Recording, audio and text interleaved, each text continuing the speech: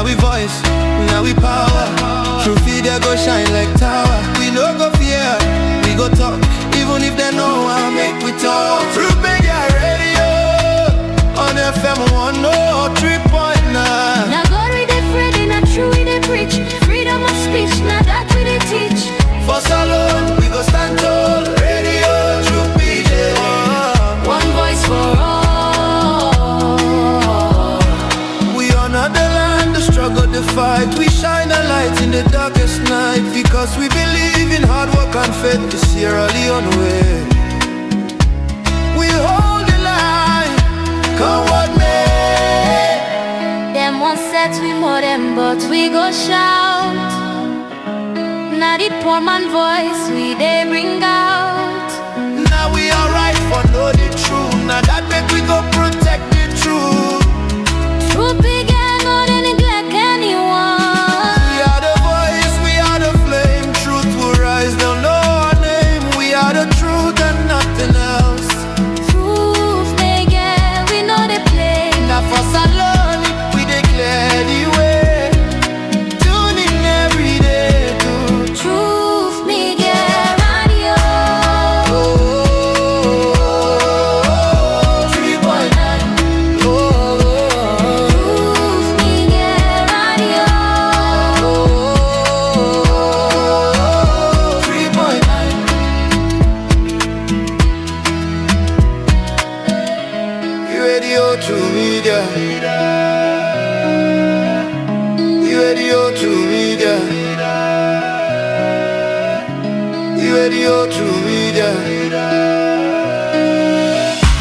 You radio to media.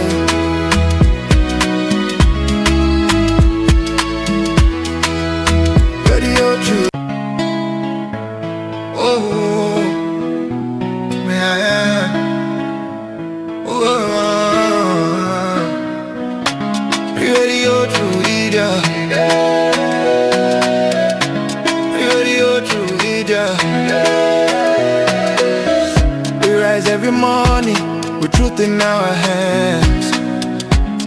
No more silence, we take a stand. For the people who cry for the dreams that fade. We speak for the hearts that justice betrayed. Radio True Media. On FM 103.9. Radio True Media. On FM 103.9. Now we voice, now we power. True media go shine like tower. We no go fear, we go talk. Even if they know I make we talk. True media radio on FM 103.9. Now God we dey Friday, not true we dey preach. Freedom of speech, now that we dey teach. For salon, we go stand tall. Radio True media. One voice for all.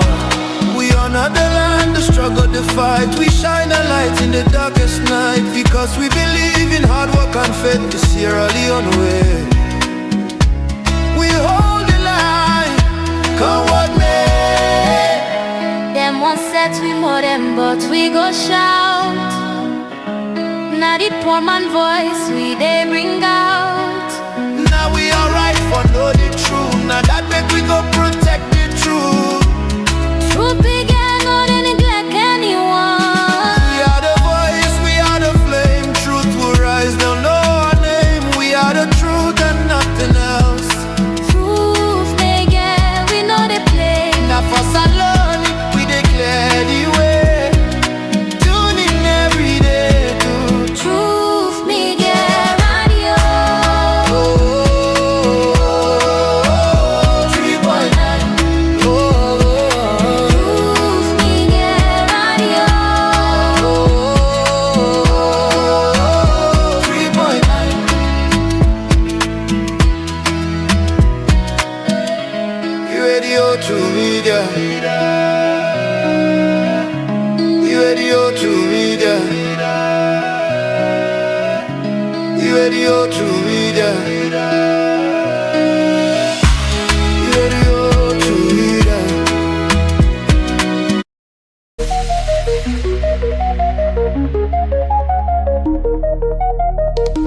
This is Truth Radio, 103.9 FM. We empower the nation.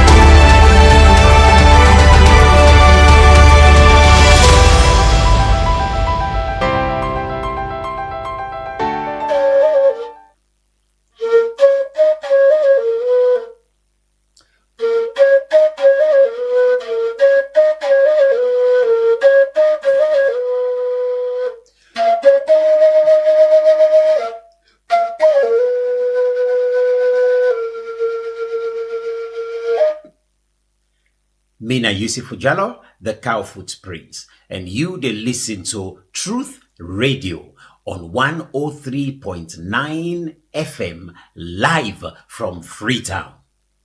Natu de las.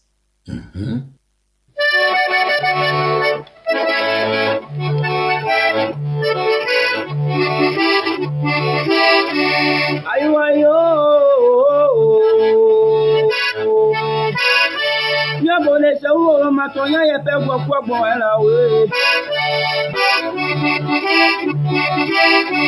Tonya ye pe gbogbo era ngatu aya gbo ngbe wa to mi na ni FM we.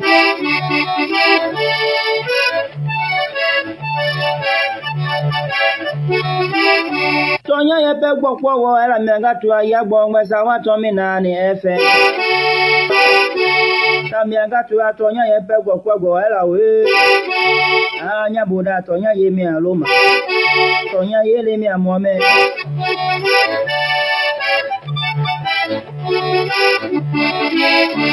La bonne jagbe nya le ngeja ti anya le dwe mi do onya ngongo lo tonya ye pe gbogbo era we. Mi atanu isi vena. Na bolo abo mi do eva. Anya boda je pe gburu abo mi wa bi do tonya ye pe gbogbo era.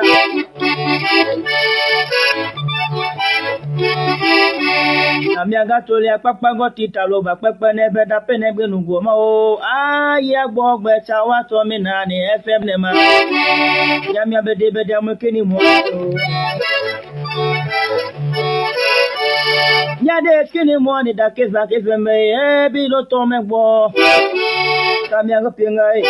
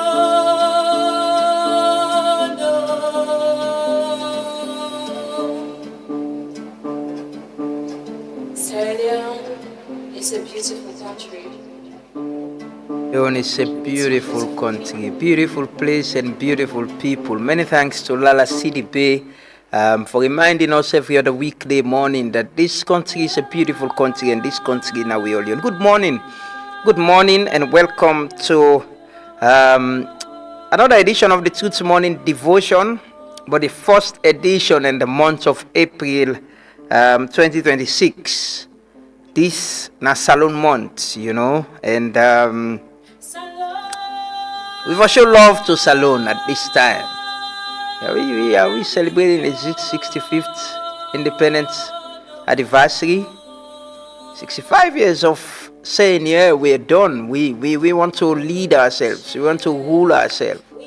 We want to be people them we go determine we own destiny. We go get we own government, we own parliament, we own judiciary, local government. And in this month, we will make commitment to we safe. Say as Salon people them, we go try for do it right. For sure love to Mama Salon. It's not just about talking about Mama Salon, Mina Salon person. But how do we show love to Salon? How do we show commitment to this country? How we will agree and understand, say, we all get a role for play for change this place to a better. And we for accept, say there is no place like home. You go, say, you get connected to this country. People and they do DNA now, they want to find who side their ancestors and come on. We already know we are here, But good morning, everyone, and welcome. It is a blessing, as always, for sleep and wake. Tell God thank you. This is not so April Fool. This is now April 1st. And this is the first edition inside the month of April of the Truth Morning Devotion. My name is Amadullah. I'm going to bow with the broadcast live from my studios na Ilkot na Freetong. And we're there on Facebook, YouTube, and TikTok. And welcoming all we listeners them. Now we affiliate station them na Kailaon Pujeung, Falaba, and also na Tongo. We now connected to a community radio na Tongo. Welcoming all we listeners them from across the country and across the world. Sierra Leoneans in the diaspora. We always they start the morning with we na Salon time and where they get connected with we. Good morning and welcome. If you did now you also this morning, you did a bike, you keke, you did drive your taxi or poda, or you did home. You didn't a bed they listen to we through the radio, and or maybe you did on your phone or the TV na the parlor they on, you they watch you in a YouTube with a smart TV. They ready to picking them or getting yourself ready to go to work. Good morning and welcome. It's a blessing and always for sleep and wake. We need for tell God thank you. I got a rough start this morning, and while the drive come, I was saying, yeah, I woke up, something happened, and it got me stressed up, and so while the drive come, and I was like, yeah, I just smile and laugh. I say, no, I'm not going to be too stressed. I begin think, say, This small thing I stress me. Well, in my own estimation, we're kind of small. And I was thinking about people and they will get bigger things them. We bigger than this way, this small thing where they stress me so, and I begin to think about people that we sick, people that we get problems, somebody where they think this morning, who side will go start, who side will go also start in forgetting living, in livelihood, remember who side go start, who side go get breakfast and all that. And I had to laugh to myself and smile. I say, Alhamdulillah, I tell God thank you.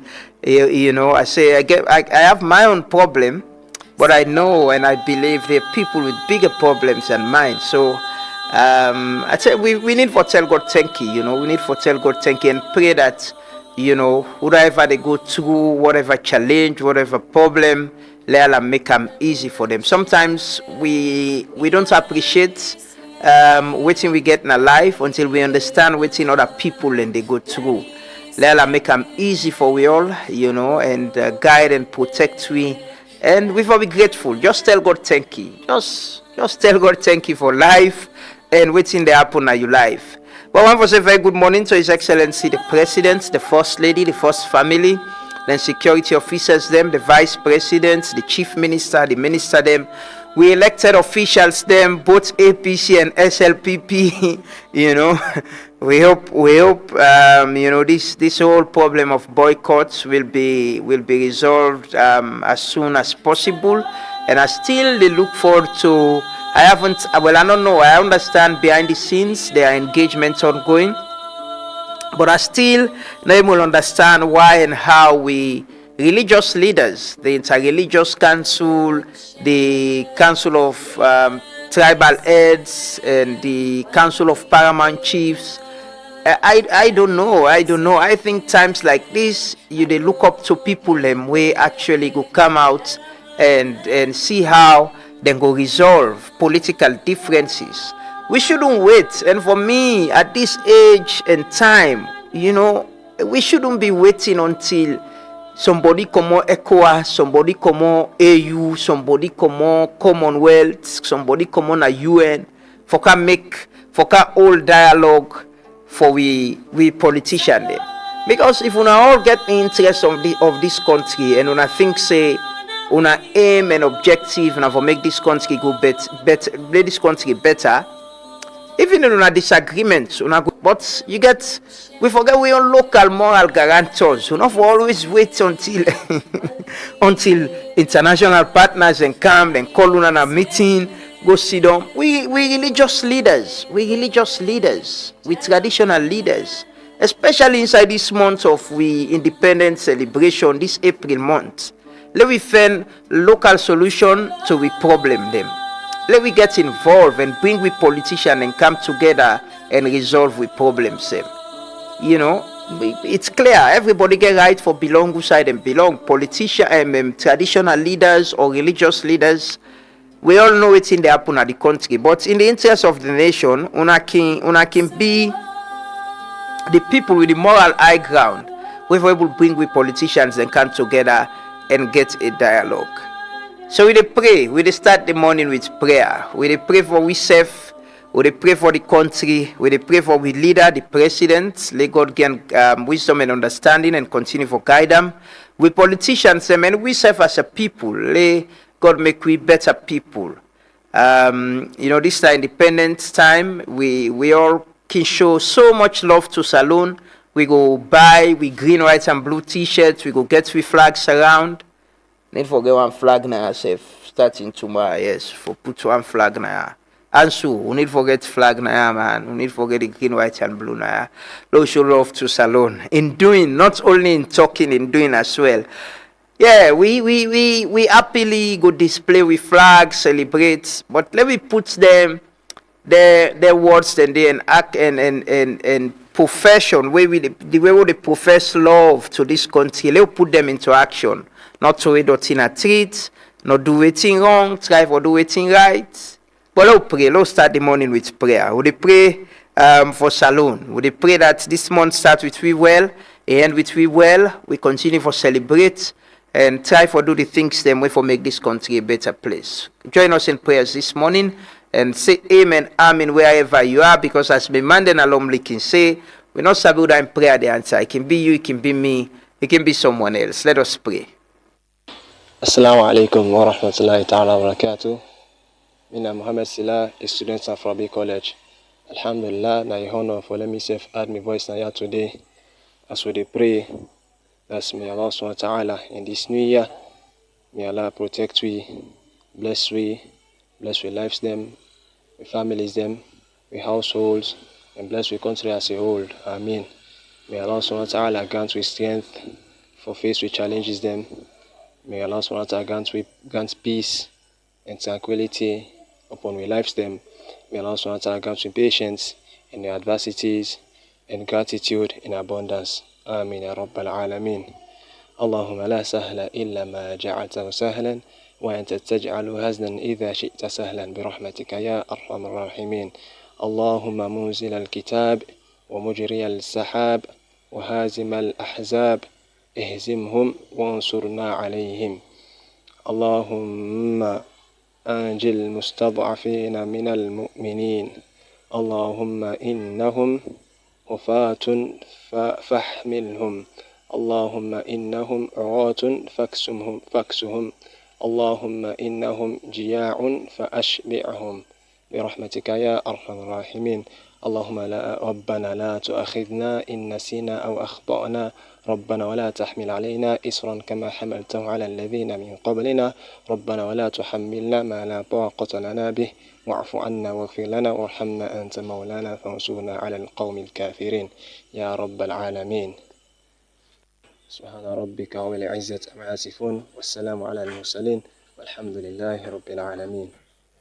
Father, in the name of Jesus, we thank you, we bless and exalt and magnify your name. We thank you for this land, Sierra Leone. We thank you for the peace. We thank you for everything, oh God. Father, into your hands we commit the land, we commit the presidents, we commit all the political parties. We ask that, Father, that you continue to bind them together. We pray for peace and unity in our land, oh God, in the name of Jesus.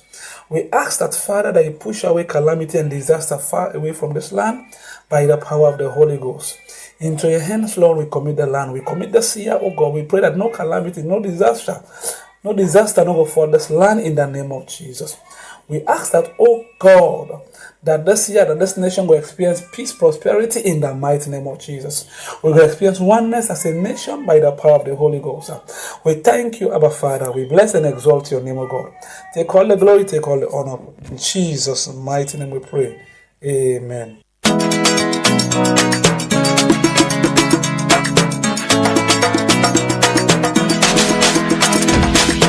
Bless me with money and beauty. Now God don't do one for me. He look me big and change my story. Now God don't do one for me. Plenty thank you, plenty thank you, plenty thank you. Now God don't do one for me. You give me colapso, give colapso, give colapso.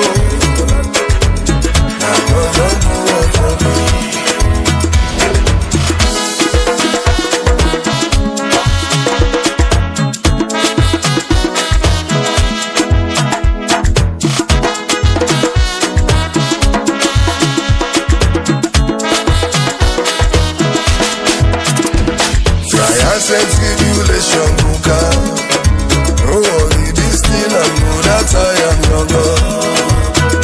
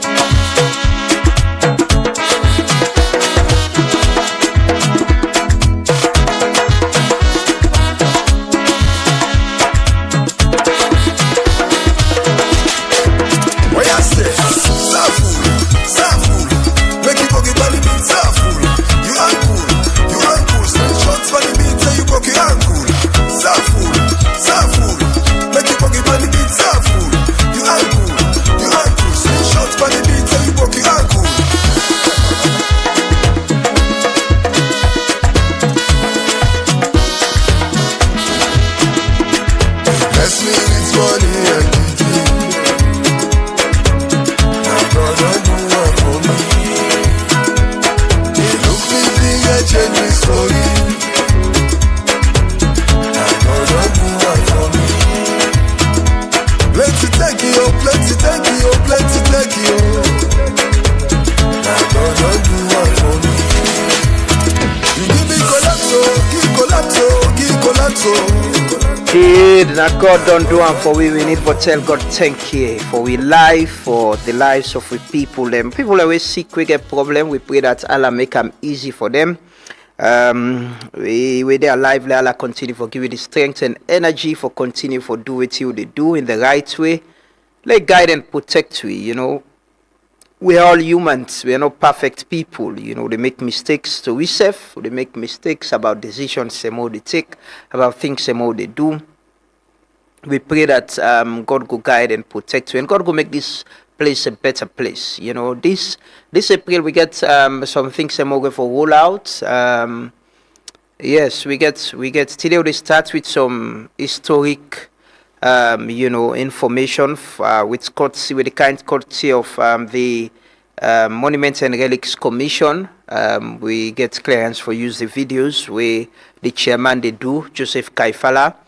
But also this inside this month we get for talk to ourselves. We get for get sessions we waiting we want talk as say Leone, waiting you think say we for do, waiting we think say we for do right as a people, waiting you think say na the challenge we they get, but waiting yourself they do as a citizen, you know, for perhaps change things in your community or whatever position you get. But the major highlight is we go announce them formally, but we want to see if you can write just something and tell us about someone you believe. Just show love to somebody where you think, say, whether not the military, not the police, whether not the civil service or public service, a citizen where you think say don't do well, and you just want to appreciate what they don't do. Maybe not somebody where you go to immigration office, you meet and the way we handle professionally work with you. You can just either you do handwriting or you send something to our emails. But we can also open up the phone line. We're planning it, so we'll announce it hopefully by the start of next week. We can connect people and call and talk and just tell somebody thank you for waiting and don't do. I know there are a lot of challenges with all waiting they happen in this country, but they're good people. They're good people now with schools, people that we don't educate people now with university, now public service, people and we don't be politicians, so are good people that we they serve as well. We're not politicians, we're good people. We can just celebrate people and celebrate Salone to some extent. As whilst we talk about the challenges and try for get people and for do waiting right, there are a lot of people in the community in different places where they do well. Like Kaifala, the man I talked to for the Monuments and Relics Commission, Joseph Kaifala. He's revived, you know, he don't make we they pay some attention to waiting museum with culture and heritage, waiting it mean. How tourism is not just about the beaches they will get, it goes beyond that.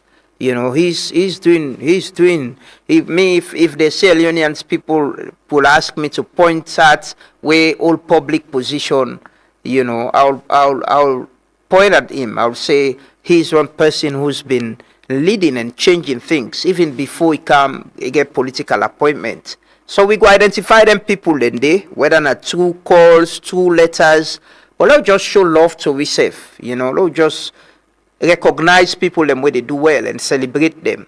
You know, people that we don't do well, even if they're not there, we can recognize and tell them thank you for their service to this nation. Maybe that will inspire other people them where get positions them presently or where they work in different places for understand say there have been people we don't sacrifice before you, we don't play them role here.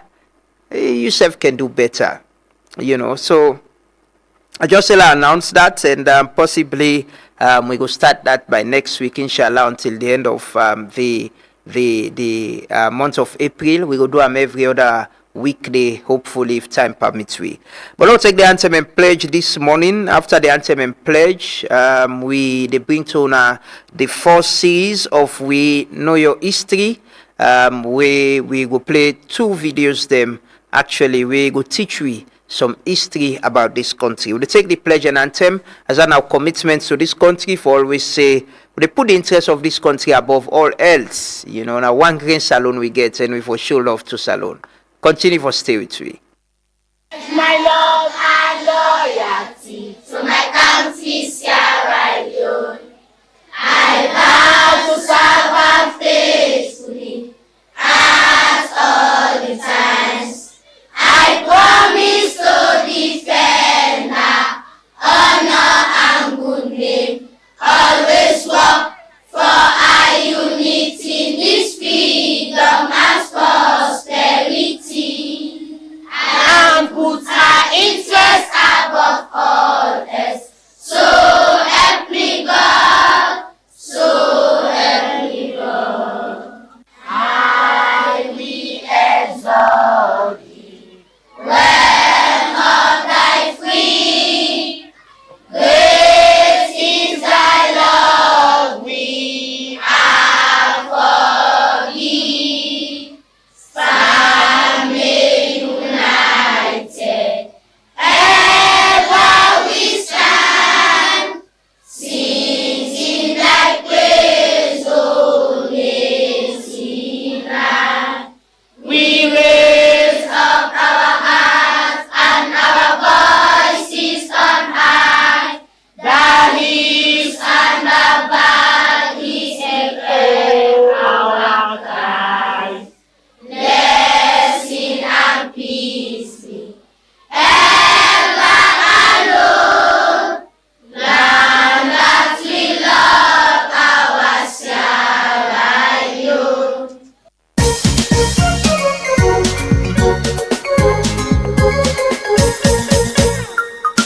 No matter who you be, let me make salon and a big. No lose where you follow, no follow. Who say you go to foot and a big. No matter where you go, let me make salon and a big. No lose where you follow, no follow. Who say you go to foot and a big. Salon the world, yes not true, but make no never so. If you never so, tell me who's a way to go. We all don't know, say we all tell of the past. Let we make come for the picking the wood the bone. Hey, no matter who you be, let we make some and a bit. No lose where you follow, no follow.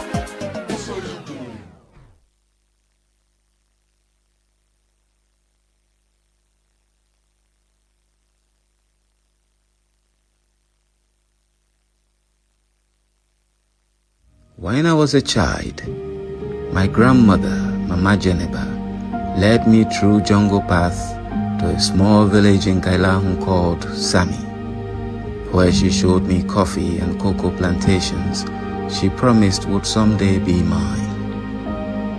Then I became a boy, and my father took me fishing in rivers that flowed from Sierra Leone through Guinea and Liberia.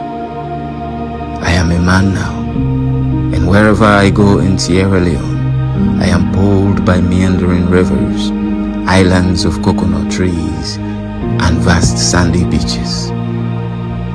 So wherever I go, and have been to many places, this is home.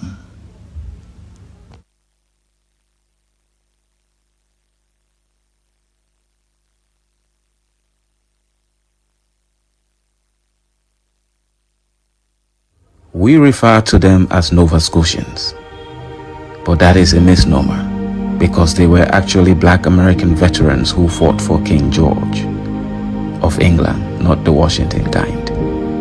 America was fighting for liberty, but the slaves, those who escaped plantations to join the British regiment of black pioneers, did so on a promise of freedom. One of these black soldiers even took a new name, British Freedom. At the end of the American Revolutionary War, these black veterans and their family members were transported to Nova Scotia. One of their leaders, Thomas Peters, was wounded twice in battle. The black Baptist preacher David George was also with them. The settlers, who received very little of what was promised them in Canada, requested to be resettled in Freetown. The British government and the Sierra Leone Company agreed to sponsor the resettlement program. More promises were made. 20 acres of land for a man, 10 acres for a woman, and 5 acres for each child.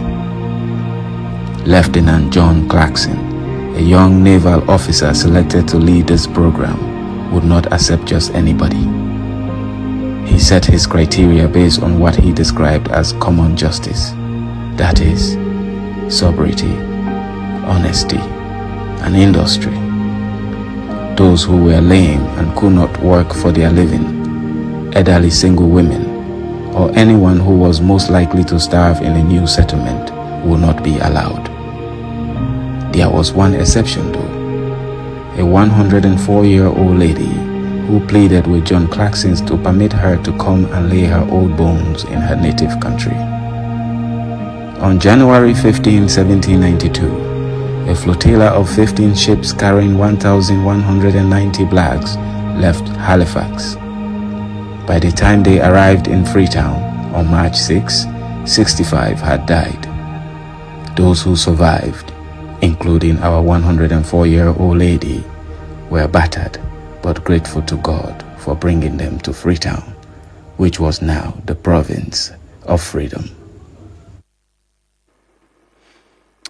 Many thanks to the chairman of the Monument and Relics Commission, Joseph Kaifala, for allowing us for use this content. Like I say, every other weekday we get for the bring una them videos here where they teach we some bit of we history, things them way we don't know, and things them way we need for know as a people. It's important. If you don't know side come out, and for no side they go. A lot of we know able know we history, we some of we the Gen Z, the generation now, it's after the war and all of that. But we can make effort. So they play their own part throughout this month as part of the Independence celebration. The month of April, we're going to bring another short videos there where they teach we history about we country, and it gets very interesting one day, man. We get for the bring them come up, and there is also another way we can help share this. We get for the put them now we social media platforms them, and also share them around the different WhatsApp groups them, so people then go see them and learn and know waiting actually salon they about, how salon come about, so we go learn and get some knowledge about things and where they are put. We do the roll call this morning. Lord check who that day yesterday. I think yesterday someone was bringing it to my attention. So do the roll call, do the roll call. Well, Lord check who that day this morning and who that no day. Lord ring the bell, Lord ring the bell. Like I say, this is the month of April. We show love to salon, not just in talking but in doing. If you see person the trade or in a treat, tell us all right. Let pick them up. You say not trade or in a treat. Let we action them. Depict the kind love we always they say we get for this country. Good morning, Kelly Mara, Gabriel Indolo Lebi, Malik Dabo, Mohamed Madina Bass, Assalamu alaikum, Yasin Jallo, Ali Matu Kenny, good morning, Minkail Abdullah, Issa Munu, Lamboy Richie, Stephen Sulaiman Charles, Sorie Dumbuya, Maria Masila Koma, Mada Vamba Kone, good morning, Abubakar Kesila, Jatu Kasim, Thomas Kamara, JP Abu, Fanthabari, Stephen Gobe Koma, Paul Yira, Mahmoud Sisse, Ibrahim Bangura, Yunisa Bangura, Ibrahim Sandi, Luke Abubakar Koma, Ezekiel Michael Karimu, Amadou Kagpo, Mohamed Makati, Sheku Dine Kamara, Ali Sayo Mara, Kusna Bayo, Papani Ibrahim Mansare, Alfred Patrick Stevens, Mohamed Ali Jallo, Abdullah Jibril Ba, Albert Lansana, good morning. Collective responsibility. I agree. Mohamed Kali Conte, Amanatu Sanusi, good morning. Ali Alex Kagbo, Sheikh Umar Jallo, Salaam alaikum Koto. Nabila Musa Kamara, good morning. Fudzi Agbewanu, good morning. Abdul Malik, Darren Banks, Kriyo Bobo, Umaru Alaji Kale, Alaji Amara Kebe, Thomas Daniel Sina, Malcolm Semogo, Bumi Sarah Thompson Mote, hope you're doing fine. John Karim Kaili, good morning. Makwube Musa, Mohamed F.S. Kamara, good morning. Frederica Crispina Johnson, good morning everyone and welcome. It's always a blessing for getting on the program. Shiba Concept Shiba, good morning. Good morning, yes. Indolo Goba, good morning. Umaru Alaji Kale, Abubakar Conte, good morning everyone and welcome. It's always a blessing for getting around and understand say on a day with we every other weekday morning. We'll take some stories of things them we happened just yesterday. Hilton announced that they don't sign a contract. I could just say them through. Hilton signs new hotel in Leone and Chad. Hilton Garden in Freetown Airport, further strengthening Hilton's partnership with FB Group. Hilton Garden in Freetown Airport is expected to open later this year in Leone's capital. Set to be Leone's first internationally branded airport hotel. The property will be located next to Lunge Congress Center and is part of an ongoing airport expansion project which will see the site evolve into a hub for international business and exhibition. Featuring 110 contemporary guest rooms, the hotel, after a lobby cafe, restaurant, fitness center, outdoor pool and 4 meeting rooms. The opening will mark Hilton's debut in Leone and in Freetown, a port city offering a mix of cultural and heritage action. So yesterday, Hilton, people we know Hilton. Hilton is a global brand for hospitality and hotels them across the world. And they announced yesterday, say, then the Kana Salon with the hotel, 110 rooms hotel, then they build the construction of the Congress Center, the conference center, where government they build through some public-private partnership. A company they build na Lunge for government. They plan for host an ECOWAS summit in June with President Bio as chairman of ECOWAS. And also the conference center, can't forget a hotel where Hilton don't announce say then get for takeover. That's some big news. Hilton is a very big global brand, and you can imagine 110 hotel rooms that will create job and boost the economy of that part. I think we get an opportunity with waiting government on they say about making Lunge a hub and a model. But here is an opportunity now for plan that place better, plan it better, make it a better place with all them facilities there where they come address social services like water, light, and then they make plan and better, with building and construction. I'm sure the rush for property and land na Lunge right now, it go don't go up, it go don't na like how mama, you remember where me say airport the kana mama, everybody been the rush for go buy land around mama. So yeah, we need, while should they do that here, we not forget how we can take advantage and plan Lunge better, and get ferry as well. Hopefully we'll get ferry. Right now, one great ferry they walk. It's very stressful for the people already cross go Lunge frequently. Now one ferry they walk. Hopefully we go add ferry, get 2 or 3 more ferry where they walk effectively. They can go and bring camp people them. So that's one news. Yesterday as well, the Vice President, Dr. Mohamed Julde Jallo, be moved around with the Minister of Tourism and Cultural Affairs, Nabila Tunis, then visits some project them where the ministry they try for complete. One at the Leicester Peak, place. Usai They're almost complete. I remember Waka go up the other day. It looks very, very nice. Let's take that video. They will come back shortly.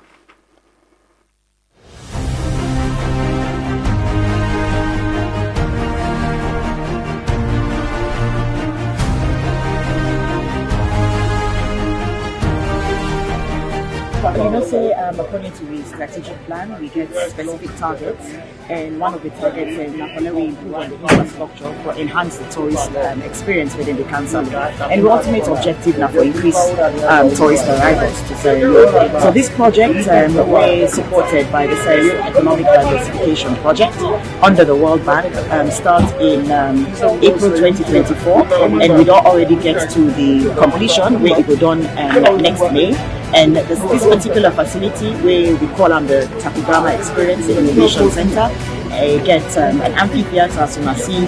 It's like a multi-purpose center. We kind of integrate a lot of touristic activities into one space, and we will also help to enhance the visitor the tourist experience. So you get a car parking system, you get an observation tower there, you get the ticketing facility, you get a hiking trail, we get an outdoor multi-purpose amphitheater, we get cinema, we get restaurant, we get library, we get room for conferences, and we get other playground as well. So families can come, they can take an excursion here, they can get a visit, and then they will also attract people in the country, because say when people and they visit the country, they want to know everything they can do. So this is one facility we will help them. Then before we we begin at Leicester Peak, where say like that, it at the peak of the hill. Now one place where people can do a lot of hiking. It's an attraction area as well. Which is Salon will offer. UNICEF get a big responsibility for keep this place here. Your responsibility now for make sure say this place una able conserve them, una able keep idea so. Una not allow people to destroy the environment, and more importantly, una not allow people to encroach in the surroundings. Rather unfortunate, according to the one they were building here, they say when they start for build this place last year, April, they say all them building and they were building at that right hand side, not in there. And all them building and they were there and encroach as them. So they go take concrete step right now for go implement the law, for go impose the law. You will go bill, who sign up for bill, government get right for impose the law. So they go back now office, account with the Minister of Environment, the Minister of Western Region, and the Minister of Internal Affairs. We all kaya. What to make we come for count join with sister minister that for can see this facility. Now what we say individual ministers they able to do for make sure say we keep this place how we supposed to be, not only for we picking there and we grand picking there. So we not going to tolerate anybody for take the law into your hand. You go begin the bill or you go begin the bond bush who say not supposed to be. So the law will take in course, and we not going to tolerate anybody for take the law in your hand. So una get responsibility for make sure say that law where government don't put, where government don't create a line, where government don't create a belt. Government say you not for pass this road. Now una your responsibility for make sure say nobody no cross that line. So I want to tell una thank you.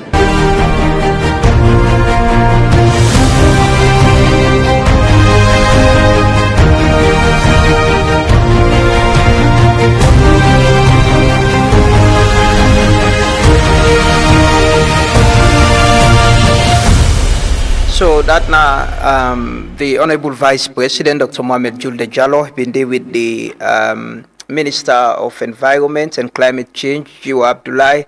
I see the ED of the Protected Area Authority, Sheikh Tunis, and also the Minister of Western Region, Adekunle King, and also the Minister of Tourism and Cultural Affairs, Nabila Tunis. And the issue of encroachment, it's still happening. Every other day, Trevor, they remind me last week about the Aberdeen Creek. The Aberdeen Creek embankment still they gone, people and still they build, even where we don't show how that place been there, how it did now. The director don't say then go take action, then go demolish building the way don't did it, then go engage the people but it's still happening right in front of where. But again, this country, the problem is with politicians the way you see so, they'll go make policy statements, talk. When they come on, they don't do. They don't remember under against safe. They remember. Look, Bill Barry, now so then call it. Look what's in happen at that place there. From where they say the people and jump the green belt and don't build. And they see somebody, then they argue. Then for allow people and for build, let them push the green belt. We don't know what they play with. We not selfish people. And we all just care about ourselves and not care about how some of them things and they go affect the generation the way they after we don't know. Several reports don't indicate say the kind way we don't do deforestation at the Western Peninsula. If we're not careful, but time they car with the struggle for get water in this city. With the struggle, see, right now say the struggle. Before I say we cut all the tick them, outside the water catchments and the water they go there. Then we don't bank Aberdeen Creek say the water sign on there again. The water get for the can meet way up. So Aberdeen Creek and Kokulbe they can join. Sign on there for the water pass. The mangrove outside the fish and the breed in all day again and all that. Now we they do I'm not to other person, it's us. Right in front of where eyes, authorities then they see. No one is taking action. That's us. That's us as people. Anyways, yesterday the vice president also commissioned the new correctional service administrative building. If you drive by Kiaman Road by special court, you see one fine building. The vice president commissioner yesterday, this building, don't give we correctional officers them a more befitting place outside and they do their work and outside then they serve the nation. This is progress, this is development, and hope say we go handle this place with care and able maintain them as time they go. Another story yesterday, Parliament, as we being report now, there was this private member motion where say Parliament for investigate the National Elections Watch new. And it happened in Parliament yesterday. There was this debate. I followed it about it. They'll take that video there shortly. Then we'll come back and can continue. I rise to move that this Honorable House do resolve to 1. Institute a parliamentary parliamentary inquiry into the operations of the National Electoral Watch, new, being a consortium of civil society organizations operating within the Republic of Sierra Leone. 2. Examine and scrutinize the financial flows, source of funding, expenditure, and accountability mechanisms of the said organization covering the period January 2016 to date. 3. Mandate the appropriate committee of Parliament to conduct a thorough investigation and report its findings and recommendations to this House within a specified time frame. 4.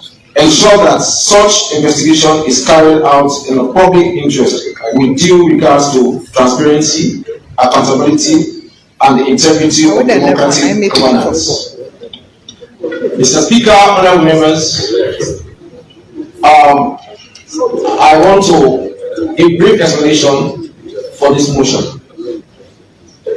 New recently concluded the nationwide district level election with strong participation between the 2nd and the 24th of March 2026. The National Election Watch, new, conclude the conduct of each district level election in all 17 operational districts across the country. Bond district was divided into 2 due to its riverine topography.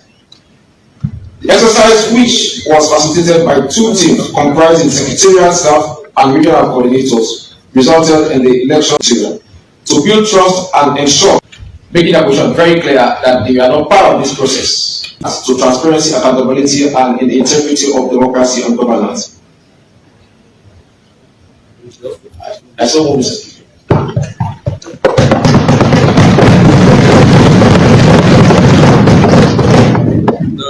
Thank you very much, Honorable Selo. You will sit on quiet now. The standing order is 25-2 instead of 24-2. Subsection 4 of Section 93 of the Constitution of Sierra Leone, Act number 6 of 1991, which empowers Parliament to appoint committees to investigate or inquire into matters of public interest, and in accordance with Standing Order 25-2 governing motions for debate. 1.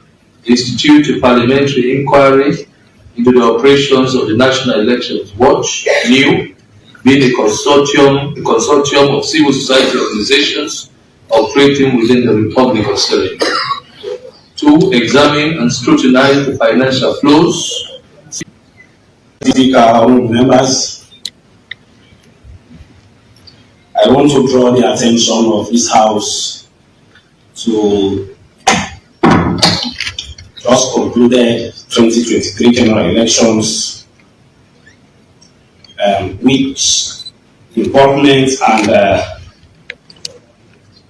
post-elections activity of the National Elections Watch almost dragged this nation into civil disobedience. Mr. Speaker, honorable members, Sierra Leone is a sovereign state.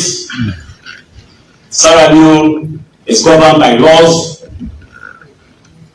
and nobody, no individual or group of individuals is above the laws of this nation. Mr. Speaker, it was in this country we all saw the actions of the National Elections Watch, NEW, that was anticipating for the 2023 general elections to be dragged into a runoff. Mr. Speaker, it was alleged that action was as a result of a mere government business, Mr. Speaker, that we all have money. You can sense the contradiction in this way.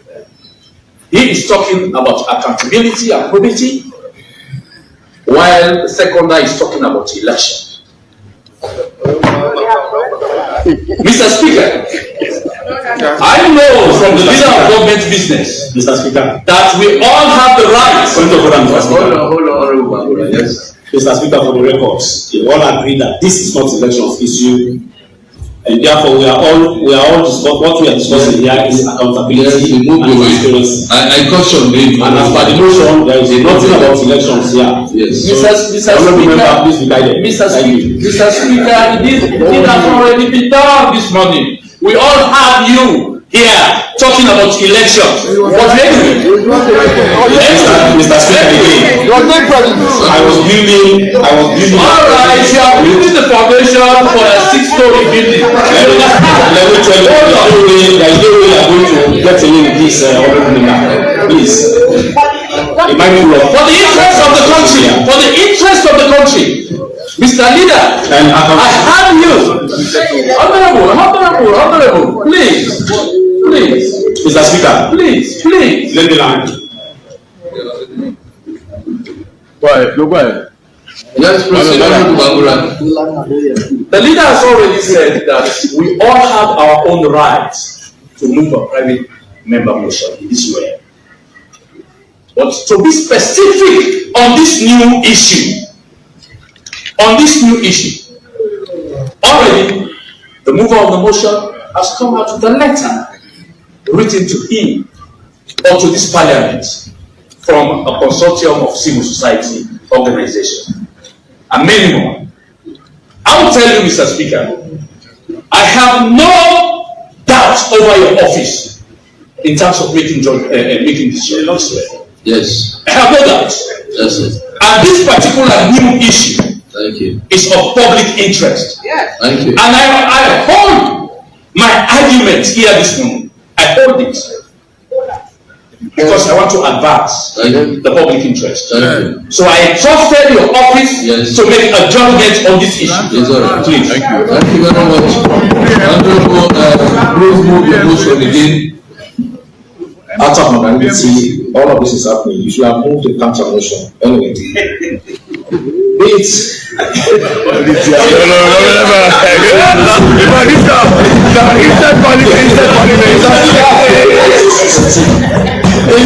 you see, because of security, but that's for procedural, sir. Anyway, Mr. Speaker, honorable members,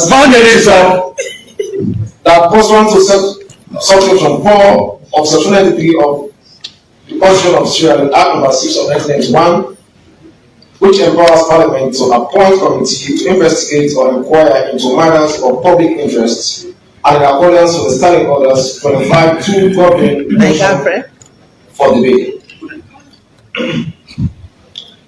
I rise to move that the Honourable House do resolve to institute a parliamentary inquiry into the operations of the National Election Watch, NIM, being a consortium of civil society organizations operating within the Republic of Sierra Leone. 2. To examine and scrutinize the financial flows, sources of funding, expenditures, and accountability mechanisms of the said organization covering the period January 2016 to date. Mandate the appropriate committee of Parliament to conduct a thorough investigation and the reports on its findings and recommendations to this House within a specified time frame. Ensure that such investigation is carried out in the public interest with due regard to transparency, accountability, and the integrity of democratic governance. I so move.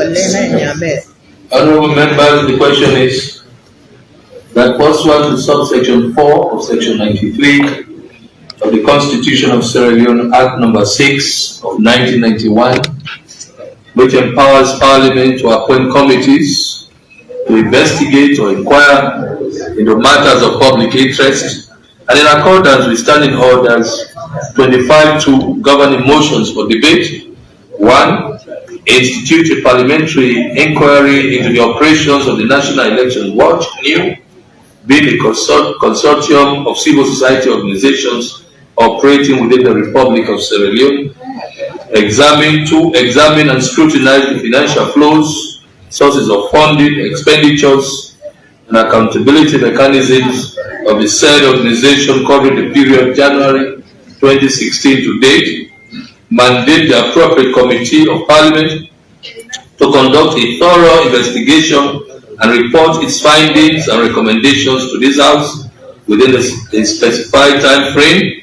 And 4. Ensure that such investigation is carried out in the public interest with due regard to transparency, accountability, and integrity of democratic governance. All those in favor say aye. Aye. Those against say nay. The ayes have it. Now, the private member's motion moved by Honorable Mustafa Musa Selu and seconded by Honorable Ambrose Madalebi has been carried. Now, honorable members, let me say this for your edification. As far as parliamentary democracy is concerned, I have no authority to prevent a private member from presenting his or her motion to this House. I have no authority to stop any private member from proposing something to this House. But as long as the motion has been moved, then beholds me, it now comes within my authority to establish the committee or not. In the circumstances, honorable members, I wish to inform you that as of today, this motion is very sensitive. Let me say that with all authority, that this motion is sensitive. So I want to buy into the submission made by Honorable Bangura for the establishment of the committee to be put on hold.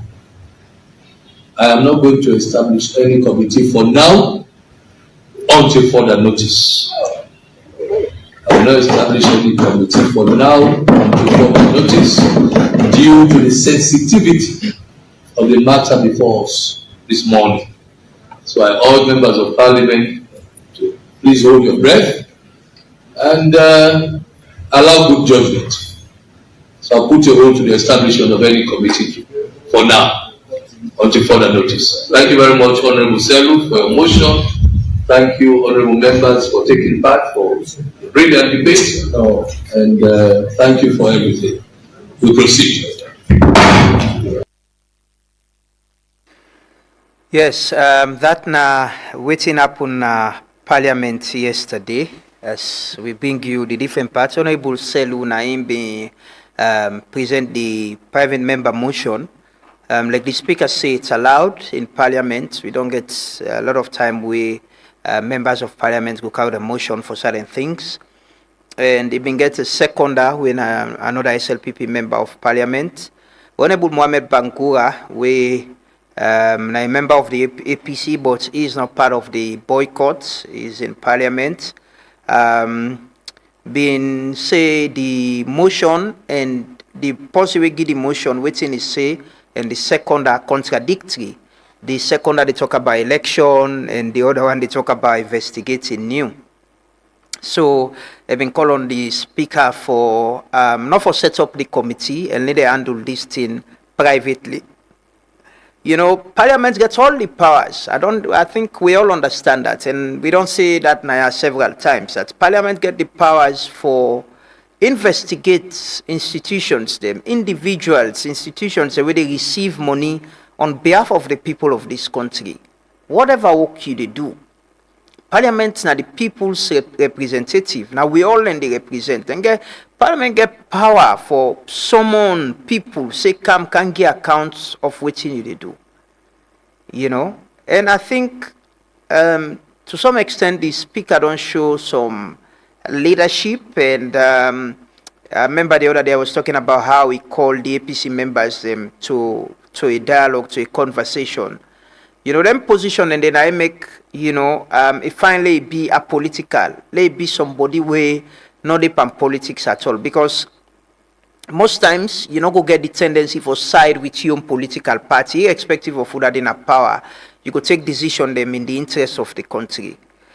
Every institution should be accountable. Institutions like NEW and anybody where they receive money for do work on behalf of the people of this country, then for be accountable.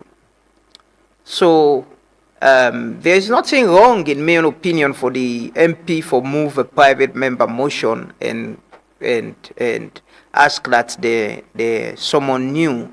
But again, this same Parliament gets committees them. And get committee the way they look over within civil society and NGOs and they do. They get committees the way they look at within state institutions and they do. What was wrong for invite new, say, okay, we all on a can get account. We understand, say, there is this that is happening, there is that is happening. We all on a camp. Do and public, broadcast them and show. And they look like you read the undertones, you know, the undertones from other members of Parliament. We sit on near the man, we been the file, we been the read the motion. You read the undertones. Don't make it look like you want to stifle or you want to discredit an institution like NEW. For me, I honestly think organizations like NEW, this nation for help for strengthening them and make them work better and be a model where they showcase na the world. Say we on election, we get local organization them where they monitor and report independently. Not to pass international community come, then come monitor and then give reports. We for be proud for build institutions like NEW, help for strengthening them. Parliament get that power they hold them accountable, but help for strengthening them as well. Not try for discredit them and take them out of the system. This is the same NEW. This is the same NEW in 2018 that says election was going to go to a runoff. I remember then the previous administration, almost people were all over abusing Marcella, the cost NEW. And you get people then at this government right now, we've been working for NEW that same day. In 2018, people already serve in some position within this government. They were part of NEW. They worked with NEW. They worked with NEW then. Then I've been part of them. They represent organization that we're a part of new. There's nothing wrong for somebody belong or somebody thinks, say, okay, I can join government and work. There's nothing wrong. Now somebody own now make institution and for big pass individual them. Then for able to survive beyond individuals. What you for do with institutions like Nuna, how we they strengthen them, then be more independent and credible and stand the test of time. Would ever then a power not for try for stifle them and see them as an institution we not for survive. No, it shouldn't happen. Because the people who then Sierra Leoneans them. Then they get donor fund and all. But before even begin think, how do we pull resources as a country for help the institution they are for able to survive? Because you were then a power today, there is no indication that you'll be in power forever. You've been on the opposition. You might be in opposition.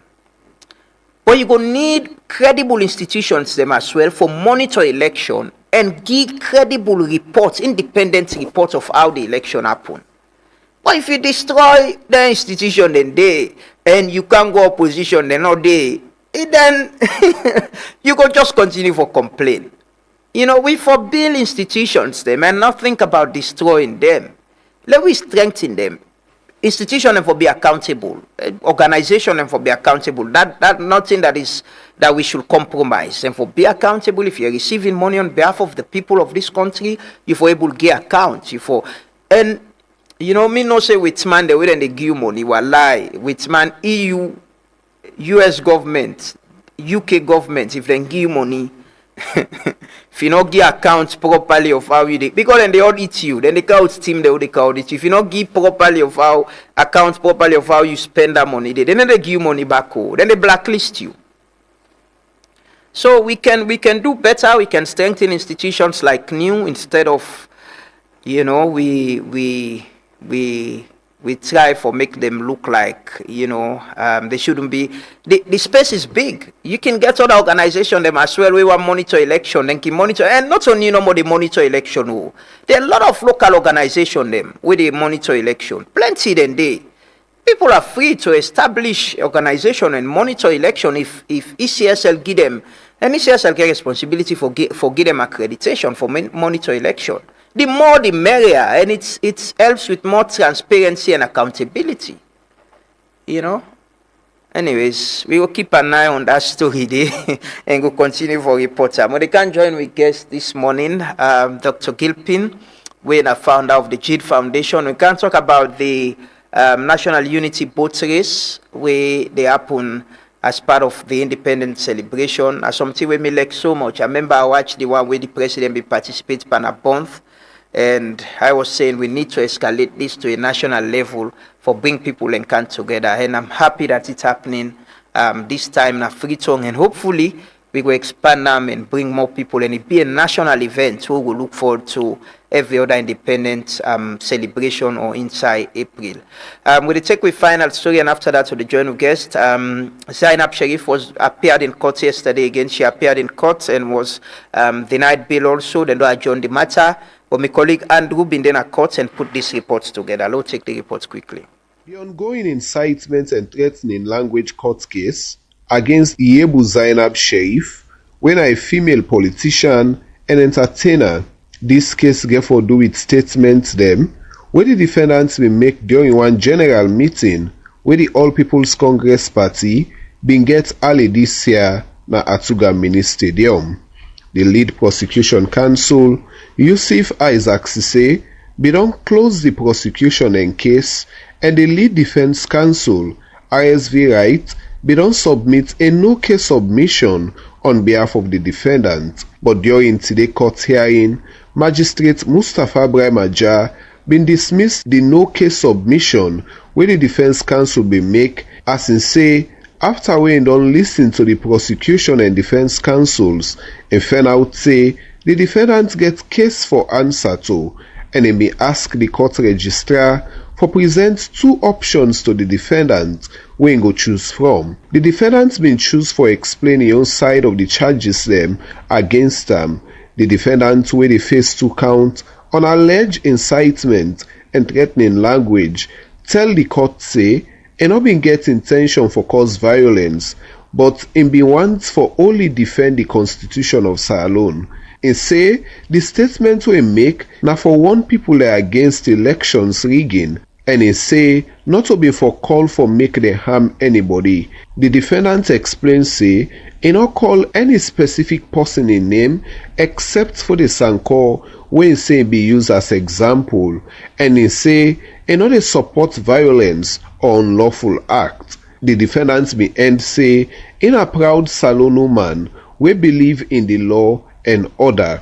Magistrate Mustapha Brahmaja bin later deny the defendant's bail and be adjourned the matter to the 7th April for further hearing on this case.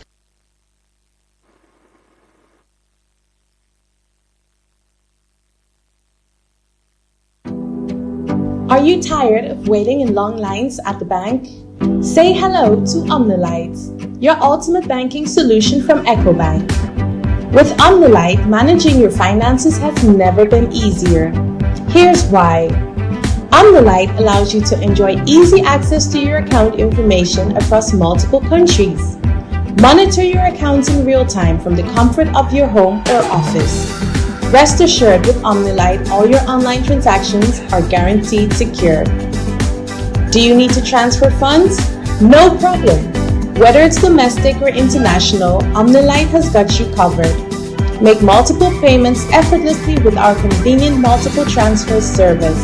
And paying bills is a breeze with Quick Bill Pay. Plus, schedule future payments hassle-free with standing order. Want a checkbook?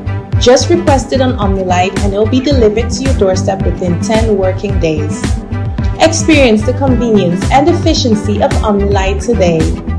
Visit us online or at your nearest EcoBank branch to learn more. A better way, a better Africa. When starting your day, getting fit is the first step. When the hustle starts, nothing should stall you. When it's time to plan your future, saving should be easy. When you're ready to expand, no room for excuses. When your child needs relief, waiting isn't an option.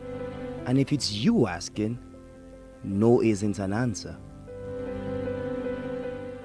Because for us, when it comes to banking, it's all about you.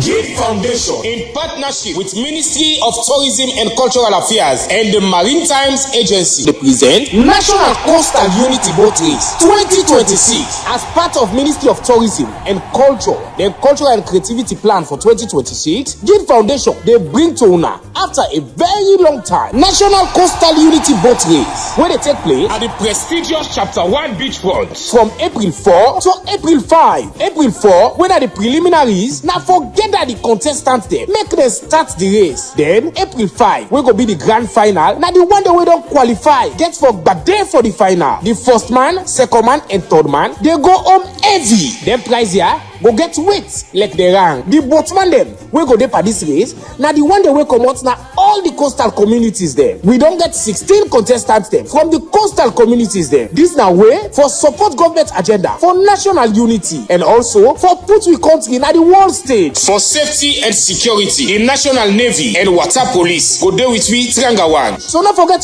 this Easter weekend at the prestigious Chapter 1 beachfront. So for make all the good thing they are meet you, GID Foundation join and Trangawan with Rokel Commercial Bank, Africell Sierra Leone, Sea Coach, Maritime, AYV Media Empire, Excel Preparatory School, Orange Money Sierra Leone, Ministry of Tourism and Culture, and also we get to international community the way they support we and plenty other one there. You where they look for site for relax during the weekend. Expect a thrilling race as the coastal community them they badate to themselves for fete for the respect. Join we April 4 and April 5. Now the prestigious Chapter 1 beachfront. The program they start from 7 a.m. in the morning till 7 p.m. in the evening. After 7 p.m. now, we can get with chilling and ladida. Remember say this program now free. Proudly brought to you by GID Foundation.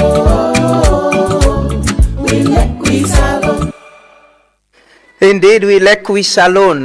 This na the month so they celebrate. So they show how much we like Salone and how much we love Salone, how much we dey do things them we go help for celebrate. Show the good parts of this country. We know there are challenges. There'll continue to be challenges, but there are good things that are happening. Like I say, I remember I watched the president December. It was December actually in a bunt. We they don't participate in this thing. I can go ring the bell for it and start and all. And I like it. I honestly like it. I remember when they tell somebody, say, I wish we go put this in a national, make them a national event. Usai, everybody go come together. It will be a symbol of unity. And when I saw that this is happening, I actually reached out to the Ministry of Tourism. I reached out to somebody at the Ministry of Tourism, and we had this conversation and explained, say, now Dr. Gilpin in Foundation, they do this. So this morning, we can talk about the National Unity Boat Race. I get with me Dr. Gilpin, we now the founder for Gil Foundation. I hope I get that right. And also now the MD of Rokel Commercial Bank. Good morning, Doc, and welcome. Good morning, and thanks for having me here. Yeah, it is a pleasure having you. This idea of doing this event, is it because Yusuf like seeing this like myself? Well, actually, the idea don't stem from way back. You know, I work overseas a lot, and I work in many island countries and coastline countries. And I see this event out there. And it always fascinates me, especially when at the island countries in the Duam, and you get people coming from all over the world with their boats and sails and stuff like that, and then they can participate. Then more so, I see Cambridge and Oxford SF can do this boat race. Then at Salone back again, I see in Bont, as you mentioned, you know, the president self can organize that boat race. So I could say this idea don't come to me from like them 2007, 2008, when I say I'm out there. And then more recently, when I'm in Mauritius, I get two islands within Mauritius. One in Rodrigues Island, the other one in Reno Island. So they can do this boat race on the island and compete with each other. And it's a massive outlay, you know, so we can go to the other island and people like come from South Africa, from Europe, from America, they all come with them boats and they zip them boats and put on a plane or however they call them sails, and they do it. And I thought to myself, we live in the peninsula, you know, as this Freetown. We have water almost all around this country. Why don't we make use of our aquatic resources for sports? So I came home, I had this floated it, and I started for share. You know, the first person I tell really now the MD of Africell. I said, we need to have this thing in Freetown. And he was like, wow, that's a good idea. And I showed him some videos of what I saw. I said, yes, it happens in Bont, we need that in Freetown. Then next I told the Minister of Tourism. And she was excited about it and ran with it. So in fact, this is actually of great touristic value. Because ultimately, what you want, like how I see them doing in other countries, they come from overseas, they register online, they come with their whole equipment, and then participate. So it makes Sierra Leone be known on the world stage as a destination for good water sports. So the foundation where they organize this is your foundation, right? Yes. And I don't see the other things you're doing, but this whole boat race, I see it's a unity boat race. Which community then they participate? Now, selective communities, or now open them up for let people them apply and be part of them?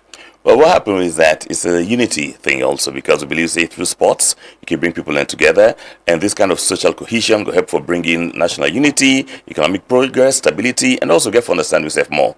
So what we use the coastal communities them.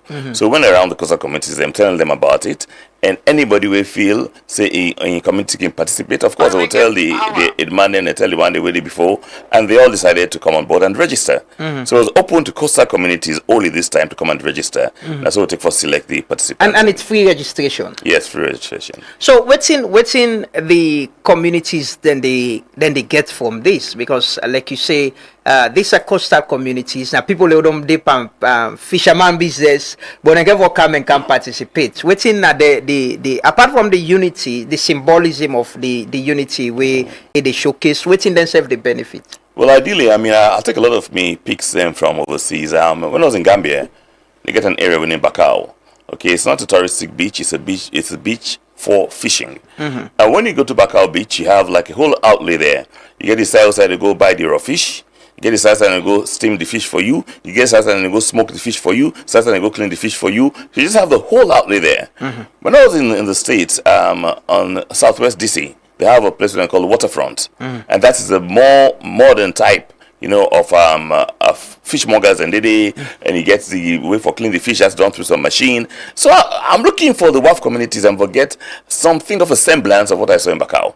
Now they tell me say then get an ISO. All right, some people say get them, but probably it's not as widely seen or widely represented as we go look for be. So now here's the catch: the WAF community there will be seen, okay, and people will come out and feel say we can invest in what they're doing. We can invest in fish. We can invest in processing the fish. We can invest in processing and packaging this fish for export. So by so doing, the less advantaged, all right, the one they will feel to say they do menial things, they will become more focused in doing more economically viable things. So instead of doing subsistence fishing, they can do more of industrial fishing. So I think that can also help. They also on the educational side, on the infrastructure, on the, should I say, the look and feel of them particular localities, and that's the end game. For let the WAF communities and be seen, recognized, and have something that will benefit them going forward. It's 16 communities. I will just call them Government WAF, Kisi Ferry Terminal, Susan's Bay, Kongotong, Kisimi area,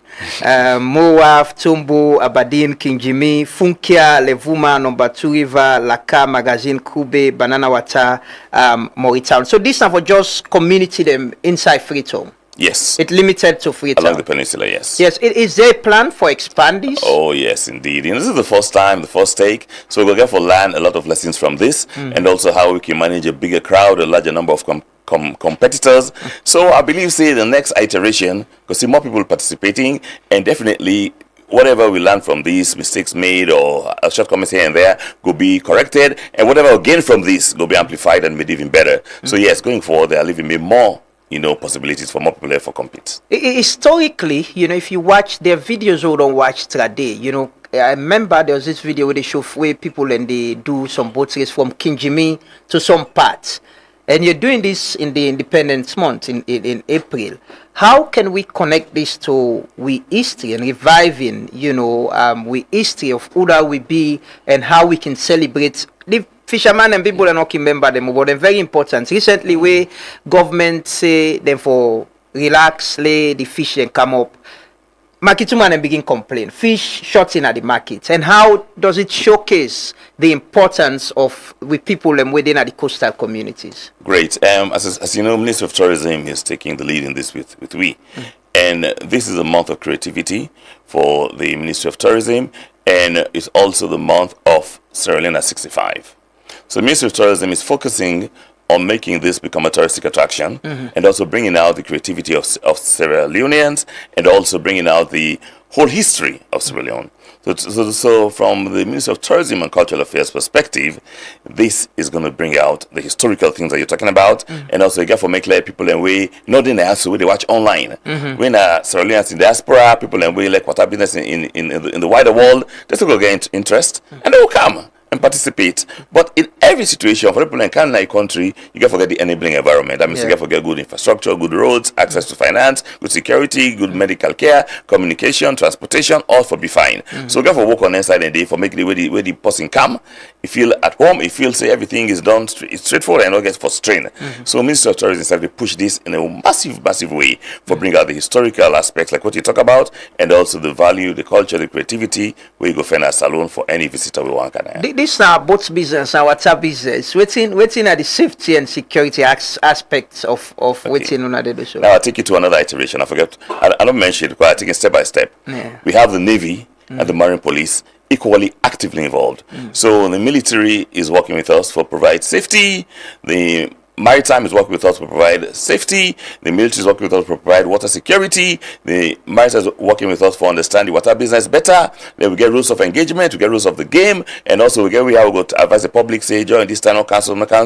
We look at the tide reading. You don't say the water go high, the water go low. So all the scientific thing about the water, we get the Navy, the Marine Police, and the Maritime, where they give you all the advice per continent. This seems like some private sector or individual and governance collaboration? How is it working? Because if you get maritime, you get navy, you get the ministry, and your foundation as well, and institutions like Africell, Local Commercial Bank, AYV, how are you coordinating and collaborating?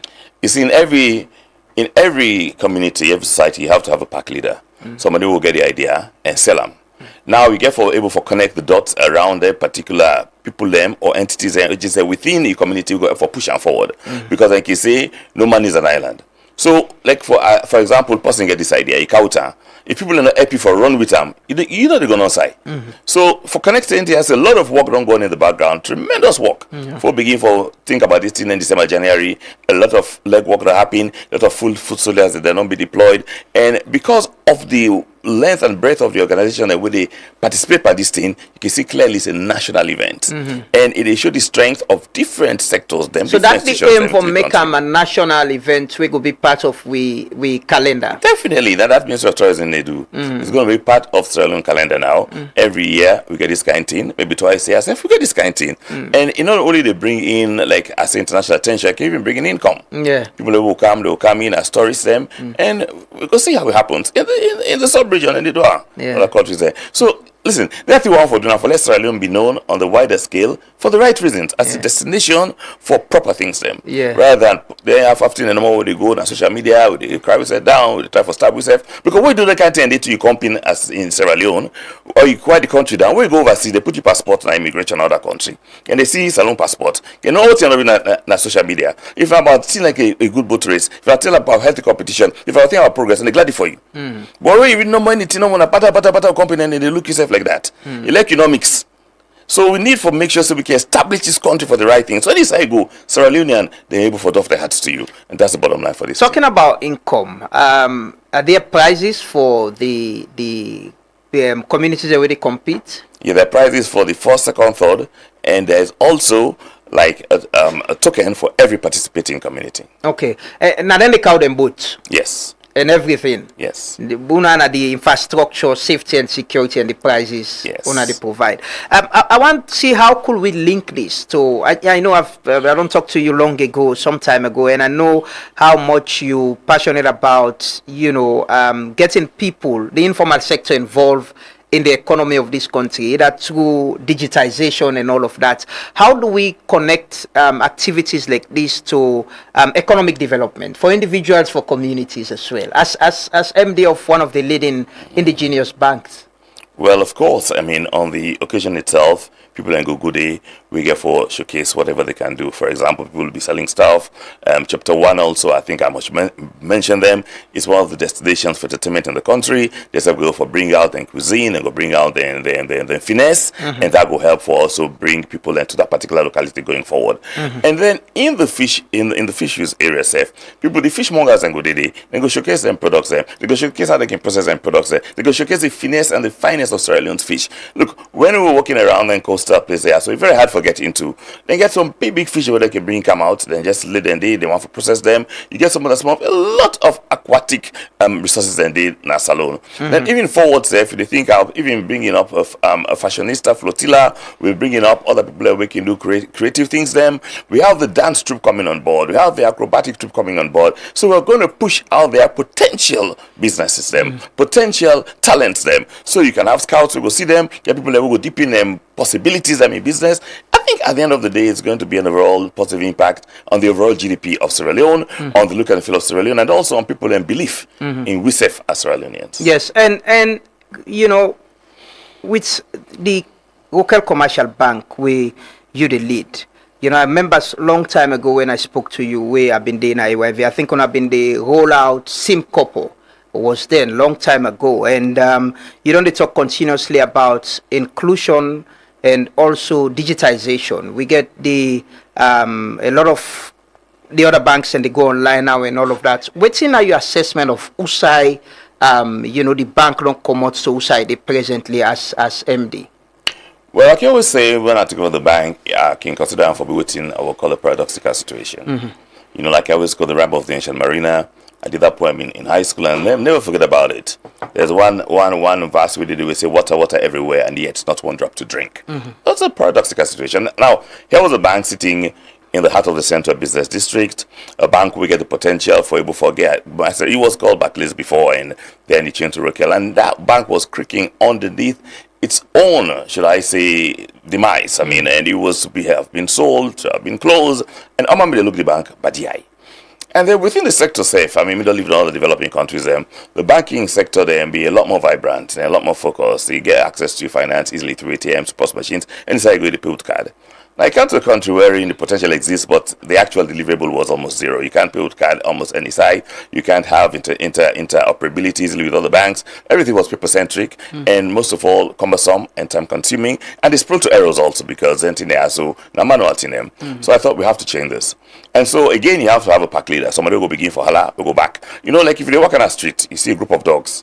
Now, one first they bring it back by you before the other one they can't join. One go aggressive, the other one they follow. So you have to have one way go take the lead. And me, I'm a Sierra Leonean. I'm a passionate Sierra Leonean. So I realized, okay, if we the lead a bank within an environment to say it's a highly competitive, I call it a monopolistic competitive environment, then I have to do something to take the lead. And now that make we begin all these these digital things, begin these financial inclusion things. I think financial literacy was also critically important, and then understanding how banking interacts with the overall macro. So, in other words, banking was operating in isolation. If I look at my bank, I see, okay, what do I want to do? I look at the policy statement of government. I look at the macro side. I look at the monetary side. I look at the fiscal area of all entity. I begin to connect the dots because it gets something we call bank sovereign interdependence. And you have to make sure, say, the banking sector, they operate sensibly within the overall macro framework. So you position them and you look at critical triggers.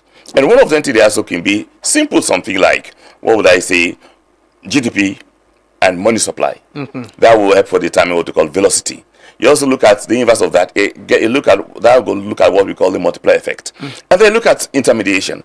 And you want for examining how all entities here also get for play. So you do the main operations of the banking now. They take your statistics now. You look you put them into the different variables there. So you get indicators there with the central bank they talk about, and you also get the R6 we get from it. Then you get the population, the rural communities, the one within the western rural communities and the one in the western area. How do they understand how the banking play a role for them? How do they feel secure about this particular kind of thing? How do you reach out to the people there? So, and then you look at models that would happen on the other side them, and you say I can bring these models to here. You also understand it's not a one size fits all. Any somewhere you go, you get forget the unique peculiarities. You get for work within the confines for make sure say you can address the unique peculiarities there for the benefit of the sector, and that's how we started doing it. So you consider Rokel Bank as the leading bank in technology and inclusion and rolling out technology within the banking sector? I would say so. I mean, this is a local bank. You understand? So we have to design, develop, and disseminate all by ourselves. We not get any head office anywhere else with the help with the guide we. But within the confines of what we're able to do, I think with a small degree of uncertainty, but with a larger degree of certainty, 95% confidence interval we are getting this one, I believe is leading bank in technology. And there's a national switch, we for make banking interbanking very easy, right? And also financial inclusion with technology and all of that. You think as a nation, we've achieved more in making transaction easy for customers? I believe so. I definitely believe so. The birth of the national switch, which was very long in coming, because I remember years back and alone when we talk about them, it's now happening. And that helps with interoperability, interconnectivity. We've done instant payment, we've done card switching. So yes, it's become a lot better. The issue the public have to understand and start for utilizing criteria. So that is really financial inclusion. Financial inclusion is not only the provision of the services, but the utilization of the service by the general populace. And so normally, the participants get for start first. So like we say and say, okay, let's push this thing. Once the participants start, the regulator comes in for say, no, not go forward, we will control you. But when the participants start, it begins for bringing the customer base, begin for bringing the population, start to understand how this can make your transaction seamless, easier, and how you can able to move around easily with your cash without no card, which that should take you 10,000 a hand. It's on your card. It's on your phone.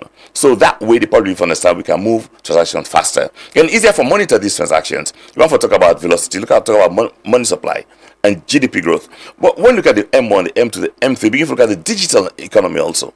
inside that equation. So you know, say, okay, this is what I want for my money supply, for my currency in circulation. And with the digital side, you can easily quantify these things, you can easily get the data and analyze them. So it helps us to, one, utilize the services better. Two, for the regulator for analyze the progress of services better, and also for people and for transact better. It helps to push economic growth, helps to push transactions, and make the financial sector become more resilient within the economy. Going cashless seems to still be a challenge. What do you think say we need for? Is it a mindset change or investing in the infrastructure more so people can not go get option pass you go cashless? Yeah, I think it's a mindset change to a large extent, and also investing in infrastructure to a second extent, because they get people able to buy produce. Always they have to get a lot of withdrawals from bank for buy this produce, okay, offline. Now, hey, you can easily do that thing, you transact electronically. People take a lot of palm oil, go Guinea. People take a lot of cashew nuts, go Guinea. How do you do that? By buying the dollars, put the money in bag, and going and attacking a road. But if you understand, say, look, if I get the money on my phone, on my card, I have to link up easily with the bank in Guinea, with the customer in Guinea. So I don't need for work out all this money. So it eases transactions, it makes your money safer, and it makes the person understand, say, this can work. So with that day, I believe, say, with the infrastructure day, all right, the digital infrastructure active, then people are beginning to see this can work. Then gradually we begin to change our mindset. In Sierra Leone now, cash is king. But you get for the people begin to realize, say, look, I can use my card for pay any side. I can pay with my phone. I can put that QR code. I can transfer Well, it's about money. efficiency and you know, who side the customer able go and using card and they not tell and say system is down, the network is down. Then thing and they go make sure, okay, well, I get money in my hand, because if the You're card right. doesn't work, I need for pay cash. You're right. That's what you secondarily lean at the infrastructure. Yeah. Secondarily is the infrastructure. First is the mindset change. So the few people they go up there, meet, see, and tell and say, system they down. Next time, Yeah. me say when I me. Yeah. I work out catch, because I know, say, if I go there and they go tell me, say, system they down, I'll be embarrassed. So, but most times, if I able for pay with be SIM couple, if for scanning QR code, or put to be card, I will do it. But mainly, if you get the infrastructure working, any day up most of the time, people are going to begin for use them more regularly. You see an increase in financial inclusion across the country. I see when I get branches in other places, new branches as well. Yes. One way I can use that is a litmus test. Now, the number of people where they buy online are Siena, I think. Many ladies buy there. Before, how they go do, and they don't get card for buy. They don't get, pass the ask fumble overseas or buy for you. You're person the canton, it's an account for you. But check number of ladies where they use WeCard, Rocket Bank prepaid card, UBA card, Skybank card for buy online. That is an indicator that is picking up. These are young people in our college. Young girls, they do them. Man, they're not beginning for do that. You go apply now for Ghana Hotel and for pay. It's not as I like it to be.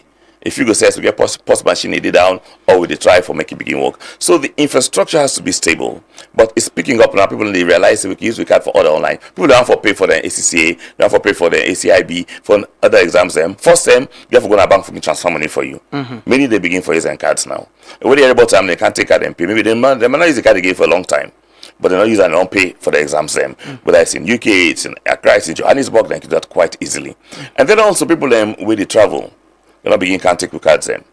All over the world, they're using our prepaid cards quite extensively. So small is creeping in. Then the person now with the say granite, get for no say I can pay you for a granite using transfer money. At times you get for make a decision will go painful like they did in Nigeria. Say no cash. There was somewhere else. Do we need policies and maybe laws that will say, or even government starting transacting their own business, digitally and reduce, the cash where people and they move around with? Yeah, I think so. There has to be deliberate effort for change. Yeah. However it comes in, I don't know, but there has to be deliberate effort for change. What are you hope and dream for? First, before I ask Landy, I go ask, what do you think are the fundamental challenge with financial inclusion and going cashless? I think one thing is the literacy, the awareness. People are financially not there, so they're not used to do something one way, and that's all plan do them, we don't want change. So you need for educate people them. Then people give for understand this possibility exists. And next way it's supposed for do now for let them begin for say it's in a work. It didn't work. So most people ask me, say for me, see orange money, how you don't grip the place, Afri money, how you don't grip the place, Q money don't grip the place. If that's in a day for do them, then why you know for do them with the banks? with all other financial transactions. Look at Afri money, NSI go did it. Q-Money is coming up. Rokesim Copper, where they pay thousands of people them, then bulk payments with the organizations they command. We use Rokesim Copper for pay them.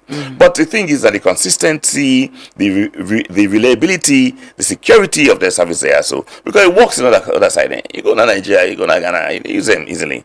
If I go first of all, I'm not able to hold one paper when I'm money. Everything else, even if I go London, I go America, and I'm Rocket Bank card that they use for pay outside. If I go on a train, go on a bus, I say tap me Rocket Bank card for pay at the bus, tap me Rocket Bank card for pay at train. Also, I go in the work. That Visa card. So, in essence, people are beginning for say, look, when I come on a salon, I use this card. We say, we'll come back now. So, wait for user. It's a government boss. Hey, if you use the card for pay. If you for scan the QR code for pay. They ultimately push on down one level to get them. These are because people are also maybe some people are not honest. They're not for children boss how much they really make. So then they try for poor kind of there. So it's like they always personal incentives them for discourage people for exam. So therefore there has to be a way for force people for exam. You don't enjoy this job? Yeah, I do. I mean, it has a lot of facets, but I like for contribute a lot. I like for sure that as Sierra Leoneans can be creative, and I like for be able for left behind the footprints in the sands of times for the right reason. How much as MD of Rokel Bank do you empower people, especially women? How much do you support them in their jobs? Well, one thing which I do is I really encourage my staff for grow. All right, that is free consultancy I give them. Look, I mean, I see myself not only as a Sierra Leonean, but as a global citizen. I want all Sierra Leonean citizens to also as global citizens. Empower yourself, whichever corner you do, learn more about it, read more, make friends out of your comfort zone. So that if you're a journalist, I have a friend who's an engineer, I have a friend who's a soldier, I have a friend who's a businessman. Not only keep yourself within your journalistic enclave, so you broaden your horizon and you broaden your possibility. So what I do is I encourage people for grow. Whichever way you are. So my staff, they go do ACIB. But then look here, you're a professional banker. Remember people that feel saying you don't note counter. You either cash money for they take this one, I pay somebody two, I balance it. No. Shouldn't say you understand the sector side they work. You can think analytically, you can think quantitatively, you can think qualitatively, and you can become creative there. So when you go to compare come out South Africa, compare come out Jamaica, you compare come out Egypt, you compare come out America, you talk at equal level. Then as far as the gender balance is concerned, I do push women. I mean, I appointed the first female director on our commercial bank. And I encourage most of, because they go, let's take women. We get slightly higher population of female at the bank than male, but I understand pushing women quite fundamental because women will be massively disadvantaged. At the same time, understand, say yes, you should not overlook the male folk also. But balance it out in a way, if you even it out, give women them opportunity, but I don't think you push them further away. When I was in the Caribbean, I found out it was what I call reverse gender bias. In the Caribbean, most of the positions are held by women. You go to a seminar, it will be 80% female folk, 20% male. And you look at the key positions, mostly are female. So you know that the man folk you get for help. So I can always say gender is about women, it's about balancing the two sexes and having it right for all sides. But in Sierra Leone, of course, I believe in giving women So how chances. do you handle accusations and allegations against you about women who you work with? You know, whether it's sexual harassment, whether it's male dominance and all of that. This, I'm not sure you've spoken about this, and I'm using this to ask you about this now. We're on public radio. How they handle them? Then you've been accused severally. Severally. Yeah. I mean, it's a concerted effort to get at me for obvious reasons. Okay? And these efforts to get at me have mostly backfired. Because people tend to see through the lies, through the accusations. And people tend to see that this one great man, why not just the batter and so. You know, it was all about my position. So people are fighting you for your position? Well, yes. Of course. Now make them the woman, the way they come out, they make the allegations and they... How many women there we work with? There was one. Well, there was a lady who came out. I remember my colleague Phoebe and raised that issue in a large event some time ago and was even questioning you being at the event. Yes. Yeah. Well, we're going to court for that. You know who any apology on them? Apologies? On accusations, anybody can accuse you of anything. As you sit there, accusing you, does that mean you're guilty? Does it? Nobody can hate you and make a story about you. You see, male folk are supposed to rise up for this kind of shenanigans, this kind of hypocrisy. You understand? So I'm not going to say much about it. But do you think that this they affect you in any way? You roll and listen. Just think if you were you. But it doesn't affect me. I'm a believer a lot in God. So I allow God to work out many things, and allow God to take control. You understand? I've worked overseas for 20 plus years. I've never been accused of nothing except excellence. Excellence. I came to Sierra Leone, I work for the EU. I work with the Ministry of Finance. Somebody accused me of nothing. I come to Local Bank now. That way down in my career. And then I start getting accused. And these are people where you think that are people where they go after your job, they frame you that way they? I've said it. How much have you been able to survive this? You've been at this bank, and with all the accusations, the allegations, you've been there. How much have you been able to survive? Is it that you're politically highly connected? No, this is a Truth Radio, FM 103.9. Yeah. The truth prevails. I have no connections. So what the truth? Look into it yourself. Do your investigations. You're an investigative journalist. Mm-hmm. I wouldn't say a tiger doesn't have to declare its tiger teeth. No, you find out. Talk to folks who work in the bank. Talk to the general public. Go out there and find out for yourself. I wouldn't say. Finally, Doc, I go ask, waiting are you dreams and aspiration for local commercial bank? You still there? You still the MD? Waiting which space you want to see and how you want for see progress? I wanted to grow. I wanted to let the world see banking as a professional, modern, organized sector in Sierra Leone. I want the bank to become, well, it's not one of the leading banks, because the leading bank in Sierra Leone. I must say it's not my property, so I got to leave it and go at some point in time. It's a government entity, quasi-government entity. So I do my best to contribute towards that aspect of national development and to leave a structure that's strong. I found a very weak structure. I found a structure that was creeping under its own weight of, should I say, inefficiency, but I'll leave behind a strong entity. One that is envied, one that is resounding, one that is resilient, and one that can compete with any other foreign bank in this country. You think you've done well? It's up to you to say. No, you can assess. No. I mean, for me, if I'm still there, hey, come on, with all these punches, with all these punches, come on, man. Now your outputs make you don't survive them punches there. I told you I'm a firm believer in God. It's divine providence. You know this stone mango in a rep. You know, and look, I always say to people, if I shine too bright for you, go buy shades. You can't take my shine off. You cannot take my shine off. I will still shine. The Unity Boat Race, finally. People ways perhaps go and support or want be part of them or want come. Waiting will be your message to Sierra Leoneans. Hey, come and make a joyful noise on that day. Come and enjoy the countryside, the waterside, and come and let the world know that as Sierra Leoneans will come together, celebrate, have fun, be constructive, and be resilient people. And it's a free event, right? It is free. Una they serve other things them to people, or you can just come. Well, of course there'll be vendors there. Chapter 1 sells food and drinks. Come and buy, but then of course it's Easter weekend. You can come with your food and we have a picnic along the beach and be part of the whole structure, the whole process. Okay. Well, thank you so much, and it's good that this happen. People can be part of it. I'm sure possibly and hopefully we'll get for broadcast live as part of the other media partners them we do on live.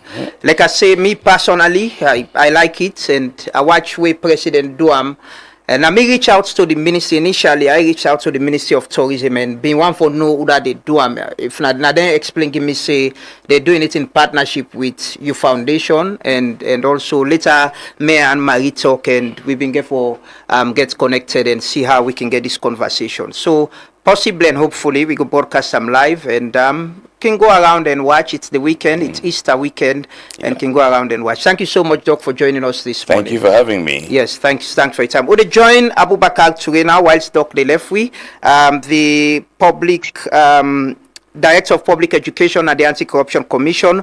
We're there on the phone now. Good morning, ABT. Yes, good morning.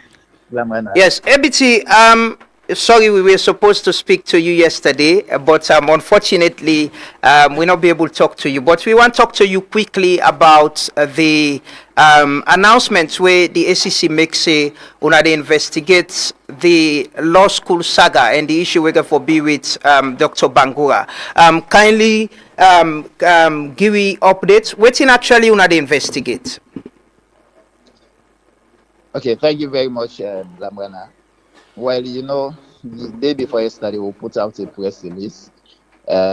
We informed the public about the fact we don't receive an official complaint from the Sierra Leone Law School, where now also the Council of Legal Education make a complaint against the director, where now Dr. Abubakar Bagura.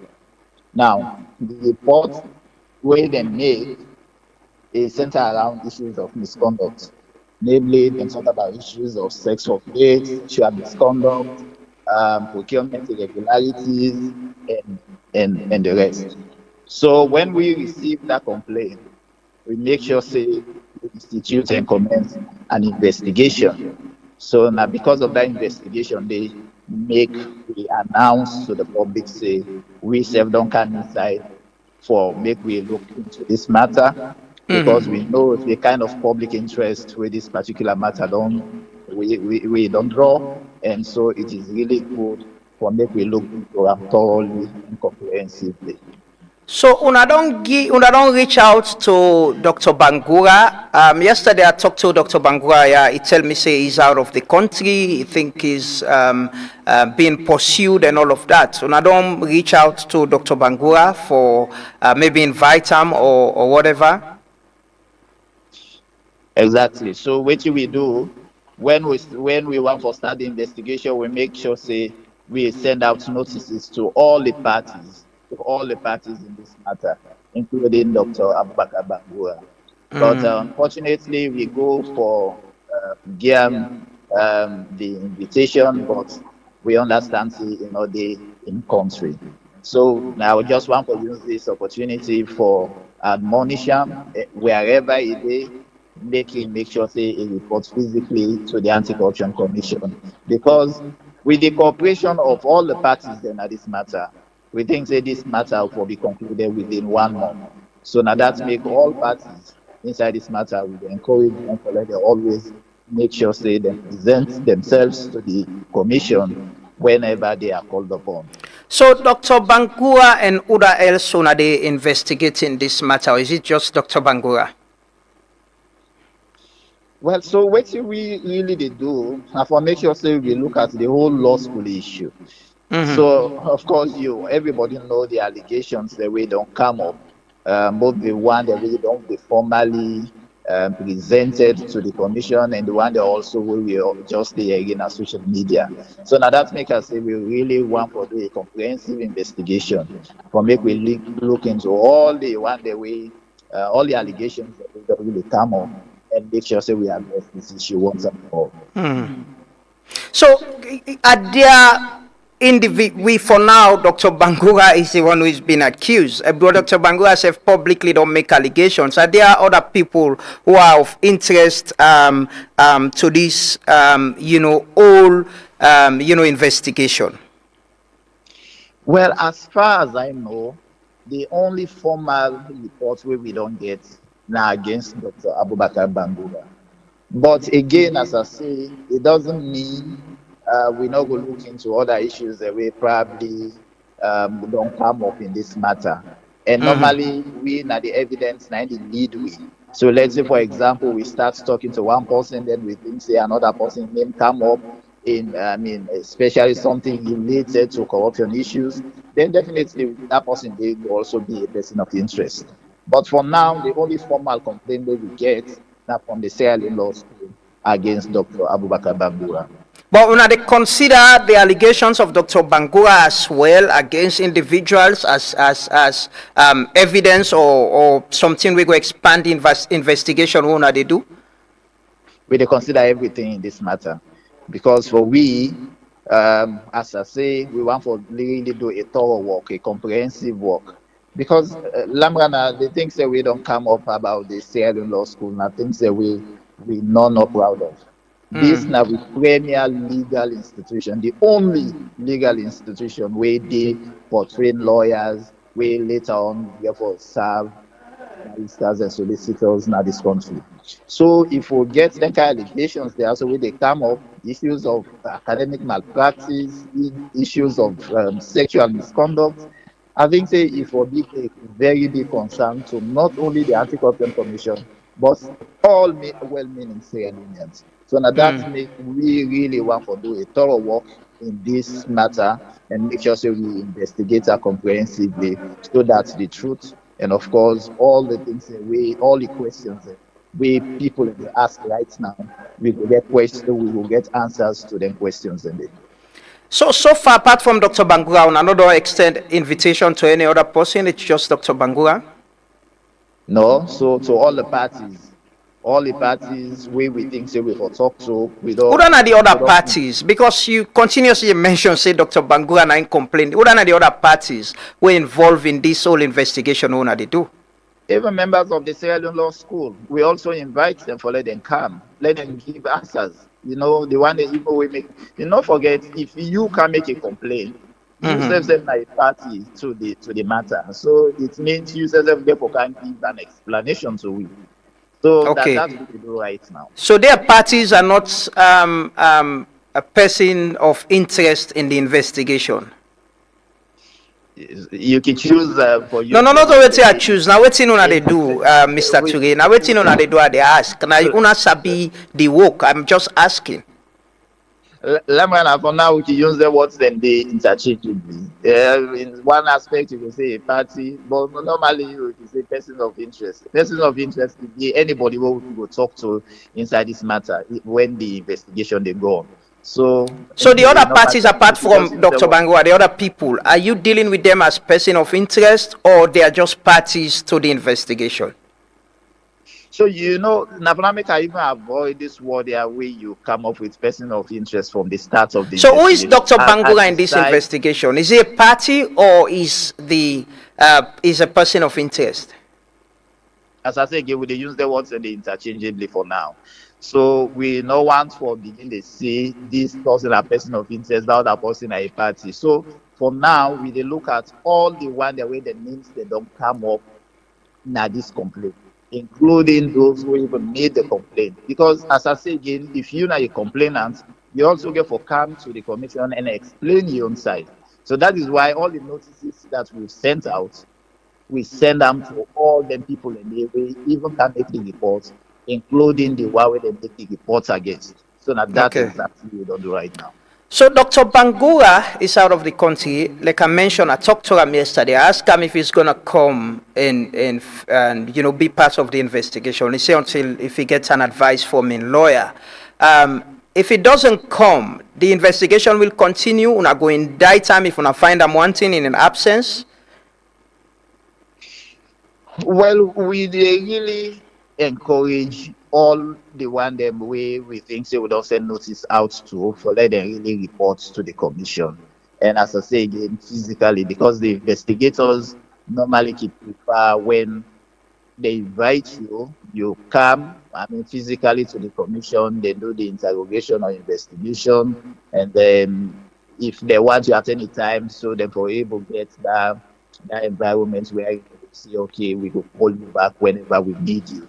So that is the kind of situation. So that make would encourage really Dr. Bangura for make it come. But notwithstanding that, we don't investigate matters than before, wherein the suspects then left the country, then go. But that not deter from going on with the investigation. Because inside the so again, the question why they ask that when they go on with the investigation, if it doesn't come, and if una find them wanting, una go indict them in absence. So now that's how they try to arrive at that. We don't do that kind of investigation they did before. And so if Dr. Bangura not come, then definitely that's not going to deter with investigation. We will still go on with the investigation.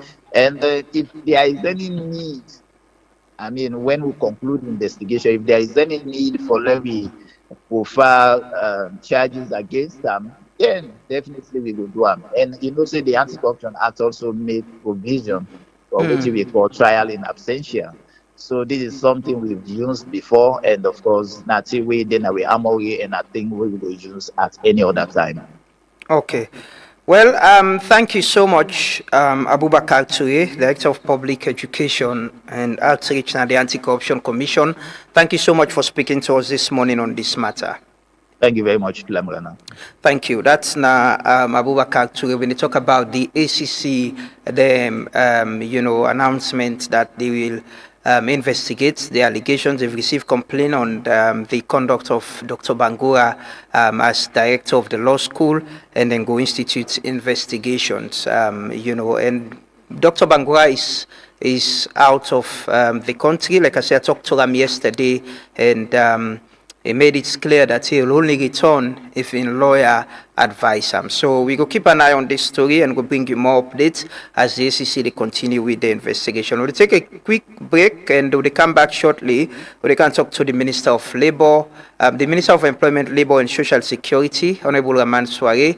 Yesterday we see Usai, them present to the Ministry and the Immigration Office some vehicles and motorbikes, where they can look at how then they help with enforcement, with the work permits and other things in the country. A lot of things that happen. We get Sierra Leone and same way they now the Middle East, so they can look at them safety and security as well. And the last year I talked to the minister, shall we say, the minimum wage they expect for go start this month. So they can talk about that also at the program. Continue for stay with me.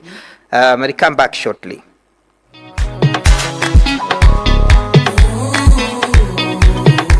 Dreams Travel, one of the best pan travel business na the country, they come up back this year with Rakbala Excursion 2026.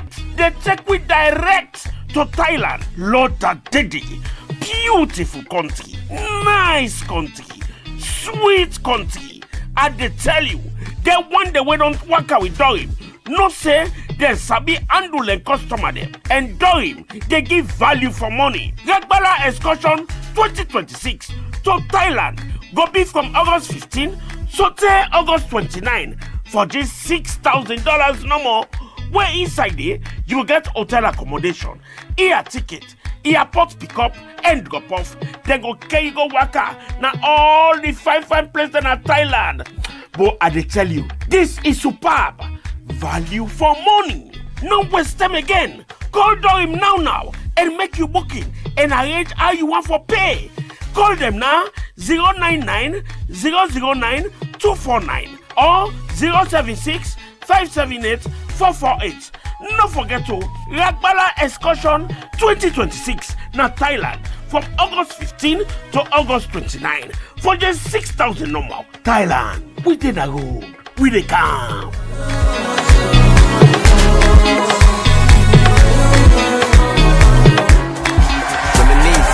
Get ready for a real pull-up vibe. We're taking it to the south. Bo City is Mogome Easter Festival, where they take place now the Southern Arena, Bo City, from the 3rd of April, Good Friday, to the 5th of April, Easter Sunday. Ticket price, VIP, for 3 days, 5,000 leones. Standard, ordinary, 50 leones daily. It's gonna be louder, bigger, and better. You look so. With 3 days vibe, great artistic lineups like Baby Banner, incredible judges, I'm coming home, receive me low. This many boy want for blow. therapies, My neck, my waist, but I still want LFG #1.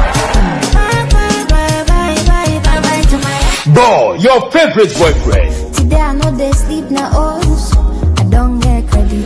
Easily with his full band. Yeah, I know the truth, boy, Sabi load. Me shadow know the Empos, Bakiteno, and plenty other artists from Bo. Forgot the microphone, Hypeman Cash, Kindo and Money. This Easter weekend, get for tough bobs. So anytime you day, pack your bag, make you can meet up at the Southern Arena. Mogome Festival from Good Friday to Easter Sunday. Okay. Sponsors, Lubu Green Energy SL Limited and Jam Global Investment.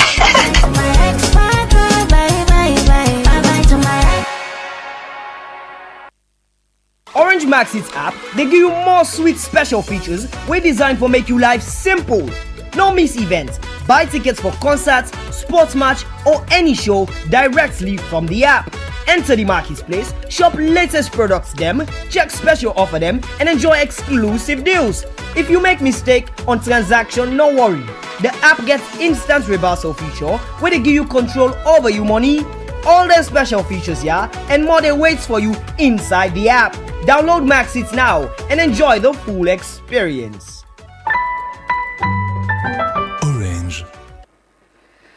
Welcome back. This is the Truth Morning Devotion on Truth FM 103.9. We broadcast live from the studios na Ilkot na Freetong, and we're on Facebook, YouTube, and TikTok. Welcoming we affiliate radio stations as well na Kailaon Pujeon Tongo. Now we get a new partner there na Tongo, and also na Falaba Radio Muse. We can talk about employment, labor, and social security. You know, I get my very good friend and big brother and I are the minister. Where they with we can look at the last time we talk. We've been talking about certain things them way have been challenges them way been mentioned, and also promise about things like the minimum wage where people don't they look forward to.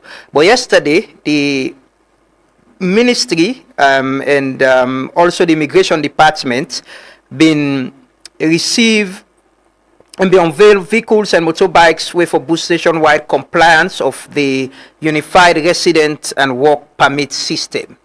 Mr. Minister, good morning and welcome.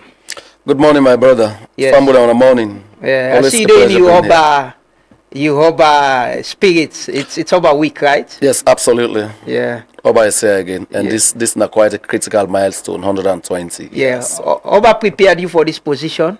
Oh yes. You know, then contributes in a very, very phenomenal way as well. You know, so I go both school 1989, I left 91 straight for university. During my time in the may be Minister of Information and Broadcasting. Now Oba. No, both school. Yes, both school. Yeah. Yeah. So it prepared you. absolutely. I'm grateful. Yeah. You know, I'm grateful. And there's this video we keep come up, you know. I remember we then they show for a big college. Yep. You know, and you and the is it an appeal court judge now? Many of the guys, the movers and shakers of events right now, from Langoba Kelly, exactly. Mr. Bawe, Yes. And you and be contemporary in a university. Yes. When, you know, and some key people there in government, the Minister of Finance. Well, let me be brother in the way them in senior small bits. Yeah. Yes. So yes, you know, so we have always been in the trenches for this country, for faith, for democracy for this country, for good governance. Yeah. You know, but let's not make about no. I just want to look at that thing and the how do they shape, because you know sometimes when people get involved in certain things, it shapes them for public service. It definitely does. Yes, it definitely does. And you feel fulfilled that during the time then you participate in then cause them they for save the country in democracy. No, in fact, if you want for no more, so where I graduated from after them pro-democracy, then they will do from the college. We were in the vanguard, of the call for openness, for democracy, for all that stuff. So after that, I go teach. The democratically elected government of President Kaba, of blessed memory, was overthrown. I actually went out with Chief Hinga Norman then in a non-combative role. I also then throughout. We then set up Radio Democracy. I had a stint there as well with Ambassador Ali Bangura and Oda. So we have always been on the side of the good people, fighting for the peace, unity, freedom, and justice in this country. Because this country has given so much to us. Yeah, so we should give it back. So this morning, I was saying there are people who for celebrate. Yeah. I don't know your history, your background much, but I always can say there are people within public service who genuinely don't sacrifice for this country and they play their own part. We need to recognize them, celebrate them, so then go inspire other people. Them say people in a public service will get options. They can travel and go out or go work other places, but they're part of it. They've been part of it. Some people and they have passion. They've been part of it from within their school, university, and still part of them. So thanks for your service.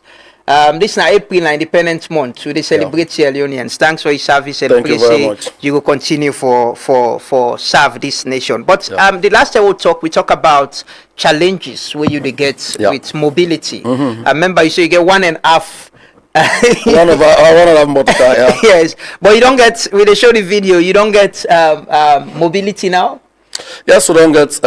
Yes, we don't take delivery of 5 additional five motor cars yesterday and 10 motorbikes.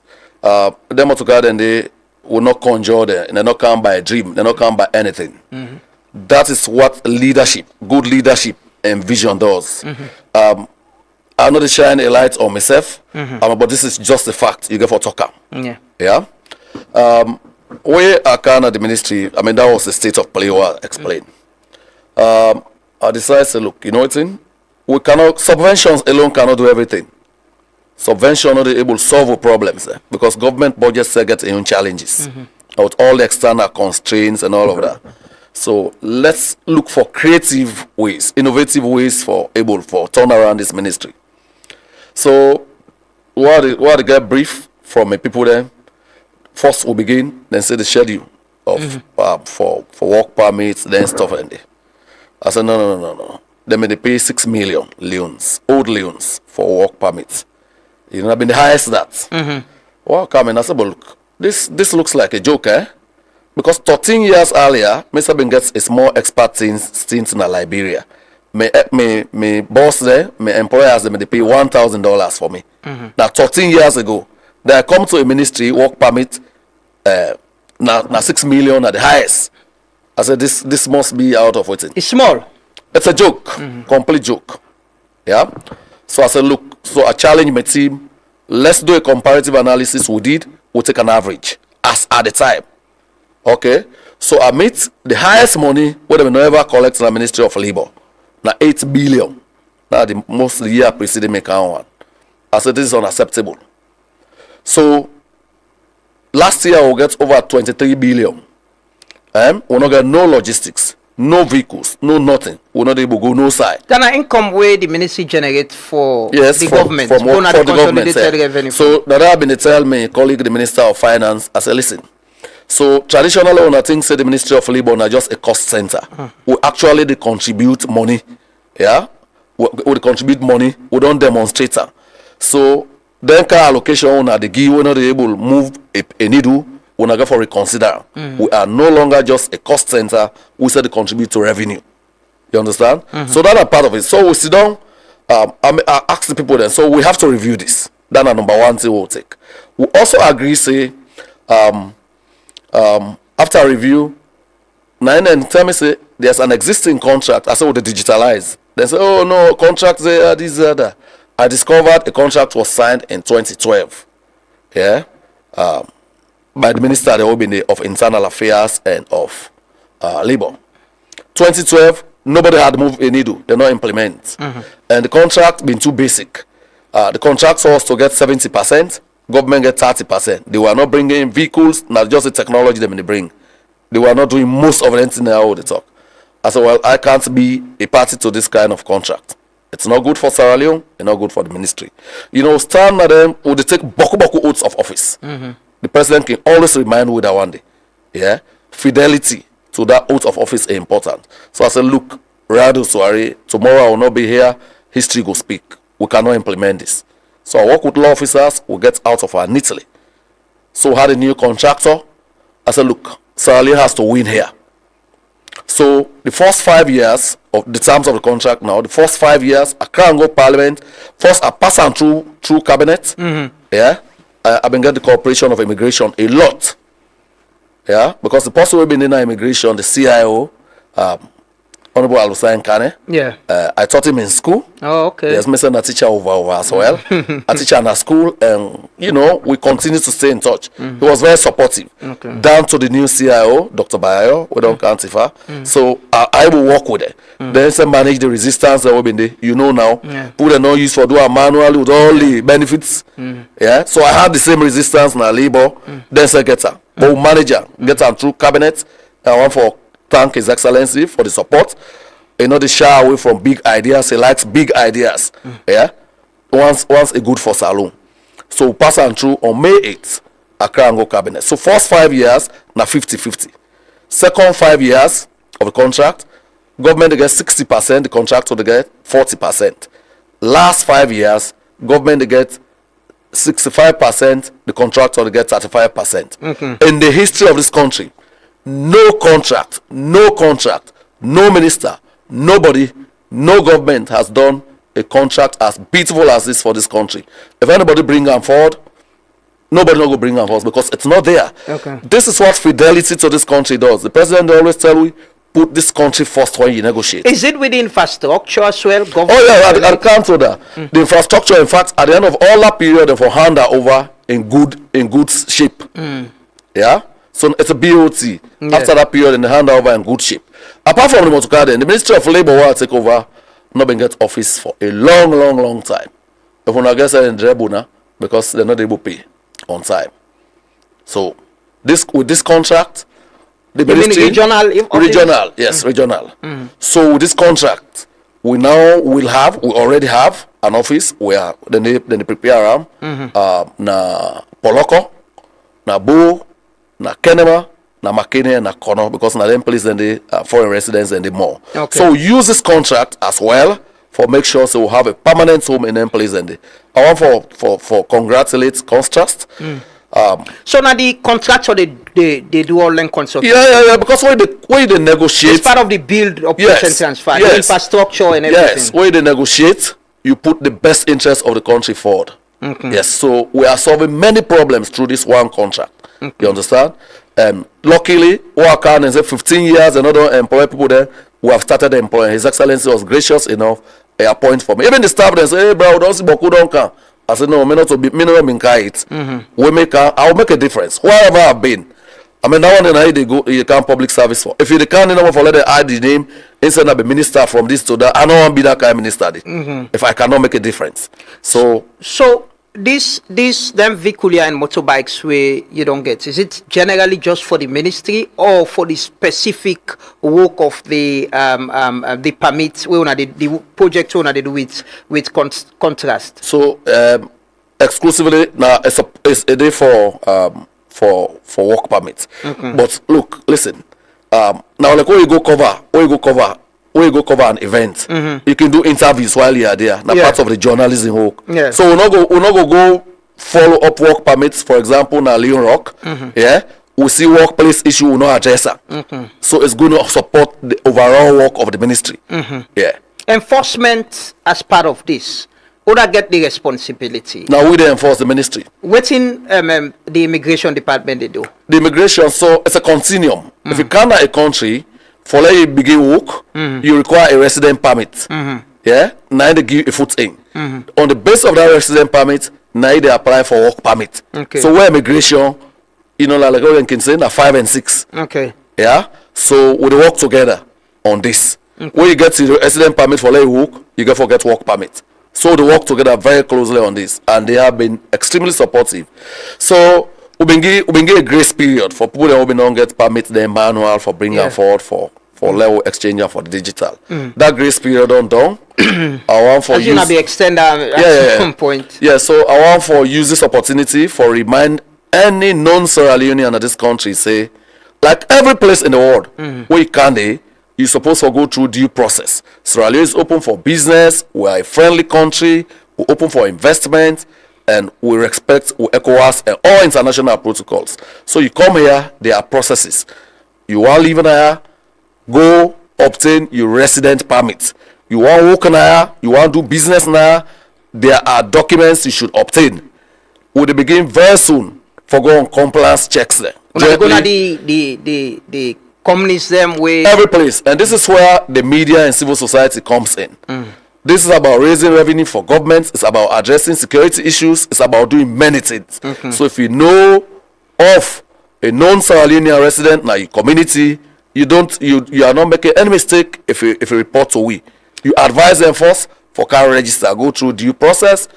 If they not do that, we'll value every intelligence so go help you for make sure say people then comply. What's the compliance rate? The compliance rate, They don't begin. It's slow, and you expect the resistance to change. But a very impressive so far. Yeah, very impressive so far, particularly with the resident one. Who then they comply more? Is it the foreign missions? Is it the mining companies? Who then they comply? We'll not do that disaggregation yet. Yeah, we'll not do that disaggregation yet. But everybody get for comply anyway. Everybody get for comply. Okay. There's going to be no room. Okay. Yeah, for let anybody escape. So I have said to anybody, because a lot of you keep being a part of the process at both ends. Now both labor and immigration. You in what sense? The staff that you mean? Of course, staff and other parties outside. Yeah.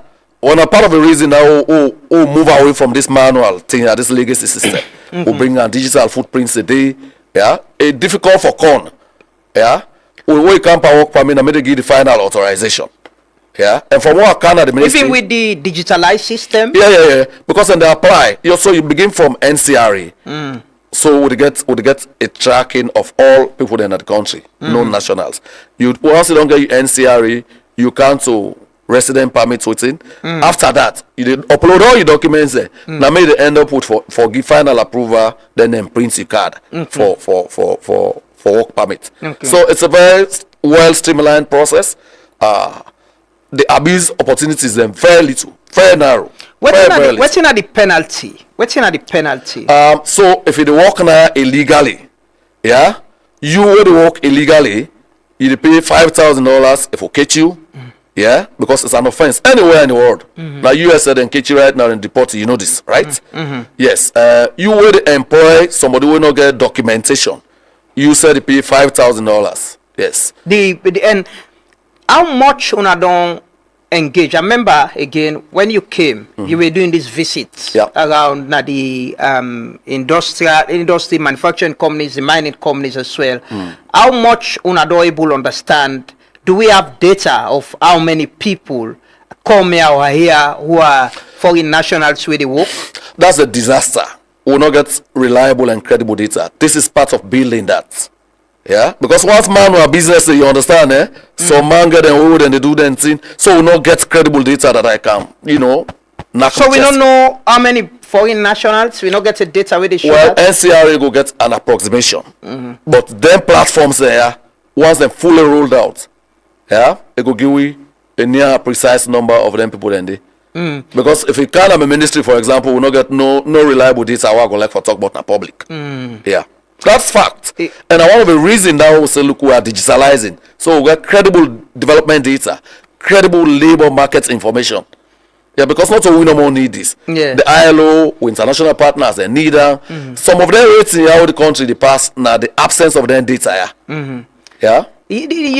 The point where you make, I remember the last time we spoke about it, institutional capacity. Yeah. We're very important to see you don't get to support like this. And, institutional capacity and the lack of it, they generally affect the output. Like you say, we don't look the Ministry of Labor most times as, one conniving budgetary allocation is very, very low. But imagine the amount of money you don't call, say, unable generate for government where they go to the consolidated fund. How much, emphasis should they lay on institutional capacity within government? So, in fact, after taking delivery of them items yesterday, by the way, we got about 20 motor car we'll forget. What did they talk about in the first tranche? From this same contract? During this contract, yeah. Okay. Yeah, so, what would the deal on behalf of Sierra Leone? Never mind the cost, the waiting. It's an opportunity for SAB. All you did is you put your best foot forward. Yeah. In fact, the other one, there's something loading as well.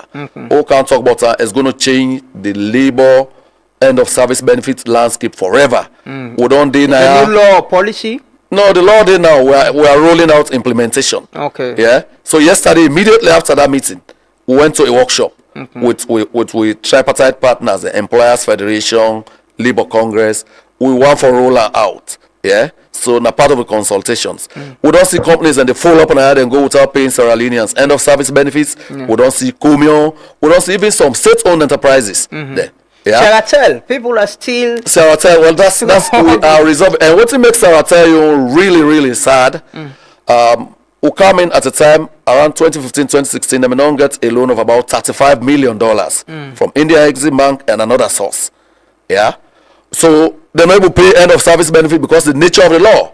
So we they now make as they go by, it accrue or you pay every year. Is an issue within a table? Well, yes. I do work with the Minister of Communications. That problem is a problem will follow me. Yeah. Who have been in information. So we've been in the process. We've been on begin processes there. And I moved on. So you don't follow me back. And at the time when I point that, me and the Minister of Communications work very closely. Today on the cabinet paper, something there for Saratel. A resolution is in the making. It's loaded. Should the workers be hopeful? I get them. Absolutely. The Minister of Communications don't work very hard. We work very corporately on Saratel. Yes, there's an end in sight and in very close sight, very close range. Okay. Not so in the tunnel. Okay. Tunnel skin long. This is in sight. You talk about compliance of even state institution as well. Yeah. How much you they get institution them for understand say if people have worked, the end of service benefits them for get them. That one way you go so cancel and some people die out of it waiting for them benefits. No. So na systemic issues them. I think the Ministry of Labour said get in for do, which we had not done. We're in the process of doing it now. We will just ask for the cooperation of everybody. Yeah. Yes. Once we do that one day, it will difficult for you. Is it enforcement? Is it capacity? Is it authorities? It's about operationalization first, the enforcement. Yeah. It is not the law. For example, na the Employment Act, it did say every employer for set aside for establish a separate end of service benefits account. They also talk about trust funds. We are going to implement that. We are going to implement that. So, for example, the people that we get now, we don't know how to let you begin accrue a big amount. Yeah. So every month, there's going to be a mechanism where they set it aside. You appoint your own trustee there. Okay. You appoint your own trustee there. We're going to look after that money there. But every month. Is it a welfare fund? No, it's not a welfare. It's end of service benefit. So that every month we just click a button for see. Okay, Truth FM. Yes, then they up to this, or then get this kind of liability for end of service. But then they differ small with the SEA. The council will. With the SEA, now you get you trustee there. And then at the bank way for then the manager on your behalf. But not to tell you go come out say one by one transmitter, not one transmitter money. It's not part of your regular capital. This is exclusively for end of service benefits. I can tell you so even now some government offices all the things say they're liquid. If you were to ask them, then do an actuarial evaluation of how much benefit they owe, they will not be able to pay. Yeah, so we're going to reinforce that. But this is a historic problem from the start of times. Yes, but leadership is about solving problems. The problems you're promising you're gonna solve I don't shy away from big problems. I don't like small problems. Big problems, professional, now they make you think out of comfort zone. Yeah. And my team, they can on very well, very supportive. So we are doing it together. The last time I talked to you now, you talk about I don't know if it was some financial allocation where you forget where you say even presidents don't remind and then there's still some delay with that. Then they don't come now? When I don't solve Randy? Well, even with the best of intentions, then you say talk you one box, but hand shot. I know the Minister of Finance, I know the people that are all in my party there. Yeah. So then they work out say they happen. They not get other competing priorities and you get to understand. So you have to get innovative. They prioritize you. You're making money for. Well, this is a narrative I want out there. So now when I begin say labor they make money, for do we? Yeah. So that's it all. So it will not be the labor way be the manager at independence. Yeah. I tell my people, labor now, not to labor will be there at independence. Now everybody they set agenda. Hey, papa, the norm waiting winner. So it's different. And that one day we'll go for evolve with style. The lack of funds or say this kind support so you need either financially or mobility. Is it one of the reasons we make the performance contracts where the chief minister, I know you've been not mentioned this somewhere, but I just want to ask if the other parts of it they affect your delivery as well. No, so I know ministerial performance management, I know and discusser. But should I say anything? There are design errors, a lot of design errors. Probably you were not engaged before. No, I don't want to go into the nitty-gritty. No, not on the nitty-gritty. The chief minister don't talk about it. Na cabinet me na performance management specialist. Even at Sierra Leone level. Of this? Even at Sierra Leone level. So before the second inning of His Excellency, I've had a lot of issues even with the former chief minister. The first one we introduced him. So at the launch of a book, I've been needing an IPAM. I tell her, I said that thing will be introduced. It's a great concept. Performance has to be measured. Performance will not measured. How do you evaluate? So you got to be through a performance management kind of thing.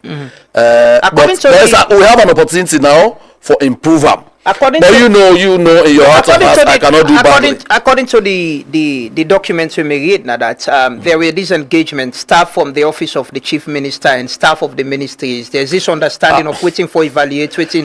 You were not. Honestly, no one make an issue. Yeah. But you don't you deserve this rating.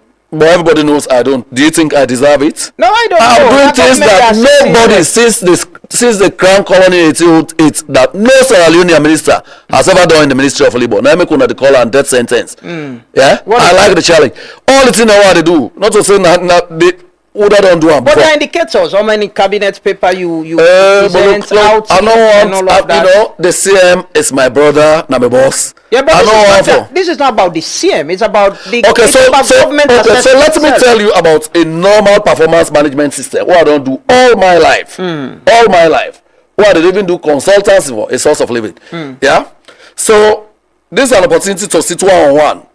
This is not something you delegate to somebody. You sit with me. We agree. Say, look, I want zero industrial crisis in this year of the review. I said, okay, agree. But since they give me this, I'm not get motorcar. Now, 1.5 motorcar I get, for example. I'll tell you that. So you address that. Yeah?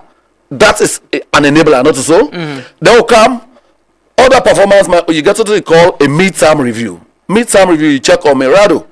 What's in the happen? At the end, some small something na Marampa or Narutai. I say from what you put in for that motorcar, today we not get motorcar. You understand? Then the other bit of it is when you get problem with performance management, like you appraise somebody, somebody not agree with them, one of the senior staff, they should have the opportunity to go to the board. Yeah. The structure, you mean? The structure, everything. I have spoken about design errors, and we have had a conversation. The CM has listened, they don't listen, and we don't agree. Say, as cabinet, we are reviewing the process. Okay. At the next cabinet retreat, and presenting a paper because I'm a specialist. Yeah, but so far you don't accept this rating. That is not which rating. The percentage you get is Ministry of look for Ministry. The last time I've been effect for percentage. Now I've been in school. But because when they use for pass me, the president who they work for His Excellency, know each and every one of we. Know that they perform, whether or not they perform. I've always been a performer. I went to the Ministry of Information. You are a journalist. The main things in the press conference ministry. See the things I did there. By the time I left right now, then I bring money now. You remember that? International Fund for Public Interest Media. Then they give journalists right now. Yeah, but government not giving you part for that. No. Una take out with the minister with it now. But this is money I bought. I understand. I delivered for the first time, the longest trip. But make it clear, government not giving you. No, you from the same way government promise say. The Minister of Information can discuss. No, I ask him. This is part of my own bragging rights. I brought that money in. Right now, understand they don't give. No, they're not the last tranche they don't give and they evaluate now. So how could he say I met a ministry now $50 million I left in the Ministry of Information for digital transformation? Look at the reforms I did there. I repeal even journalists will not be minister. They will repeal criminal libel. I did. Okay. I brought the cyber security and crime bill. Abdul and after all the facts. They use that to prosecute the November 26 coup. How can you say a man like that does not perform? So I'm not talking about performance. The citizens of Sierra Leone are the ultimate judges. You don't accept this result. I'm not talking results. I know they talk percentage. Now I've been in school. The last time I got graded, what was this? na 2007 where I been do my masters in London. After that I never get grade again. I know they look for grade again. The possible way employ we and the citizens of Sierra Leone, they know I'm a performer. Okay. Well, it's interesting. I've been getting Minister of Agriculture now. We do the best with it. But he's definitely a good. He's definitely performing. Yes. Any day I go support him. Yes, he came and he was proud of We what can't he did. talk about other issues then because I know they are today for discuss. No, well, performance is. I mean, this is one of a public interest education. But it's. I could go better than that. Government assessing itself. If a government minister say no, me not agree with this assessment. Well, not where they can't talk out. The court of public opinion. Yeah, but for the public, the service owner they provide with and they assess on our own. It's part of the medium-term national development plan, cabinet papers, and the indicators then they, and I'm sure you don't see them. So now that make I know I'm part of this process. Yeah, I don't subject. But you don't accept the process. The process need a review. It need revamping. It need a root and shoot overhaul. Yes, I agree. Okay. I've said this, and like I say. The chief minister has been very receptive. Me and Nancy don't talk about her. Okay. It's a subject they address. So now that make I know one for calm. Okay. Let me talk about the other time I get you the last time we've been in. We talk about the minimum wage. Yeah. And it's April. Today is April 1st. Usai we day and Usai we go. It comes into effect today. That's what they talk. So we not say if we not to pay anybody below the minimum wage. No, we don't. No, just in case let other people they hear it. Me party then at the media and they do very badly for this. Yeah. Once and give a card for many of them is go you into the world and fend for yourself. I've been to talk to the new slide president. We work together to enforce it. If you cannot afford to employ people, don't employ them. It's almost slave labor. Yeah. Yeah. So we're going to enforce that. How does it come into effect? So you don't get the last time we talk. You've been saying I need for meat and get certain. Is there a parliamentary part of it as well where you need a? We have gone through all of that. It's gazetted as per law established. We don't go through all the processes. Okay. Employers are aware. We publish a gazette. We have been engaging. Nobody has any excuse for not doing it. So you are inform employers this morning, say the minimum wage comes into effect, and at the end of this morning for begin pay the people that amount there?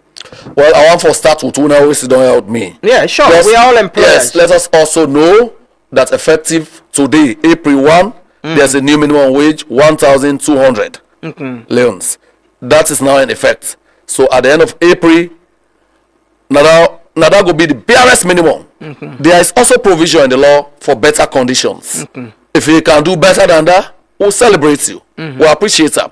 Because, I mean, what we are giving now, you're not able to meet people their needs. It's a minimum wage, not a living wage. Yeah, so if you can do better, we can congratulate you. We'll encourage employers to do that. Okay, and the ministry definitely go open up in case staff and then institutions and way the communism or the employers and know adhere to that, they can come and complain and do not go listen. And definitely. But the ministry open now. From where I come in, first meeting with my people then, I said I don't want this ministry besieged because we'll be there out. So man don't call the Ministry of Labour. Me no they allow that. We'll go to the source of the problem and solve it there. That is not to say problems have disappeared. Yeah. But I'm happy that would really solve problems. So no, they solve them before then. So if it can't be there this year, we'll have a testimony moment from the mining to industry to everywhere. The problems we have solved. So you can't see a minister like that. He says he's not a performing minister. That is why you always have a zero industrial you issues. Don't look happy with that minister that assessment there. No, because we'll make it better for the country. Successive minister then go come and do cause let them meet a better performance management architecture. So just yesterday, the day before yesterday, we talked to Sierra Leoneans na Niger. Yeah. About 80 of them we say they stranded in the good temple one. The other time we talked to the one then at Cambodia and all way still they say then they found way for left the country and then they in touch with the Saloon Embassy in China. I see just a few days ago, I think it was yesterday or the day before yesterday, when I meet with companies them where they provide employment for Sierra Leoneans in the Middle East. What's in at the status with Sierra Leoneans na the Middle East? Well, so where government enacts the Labor Migration Act, that act they give right for overseas migration they happen, we go be safe, legal, and dignified. Yeah. So private recruitment agencies then they apply for license with the give them. Yeah. So now the Middle East, we get recruitment agencies then where they take people then at the Middle East. Right?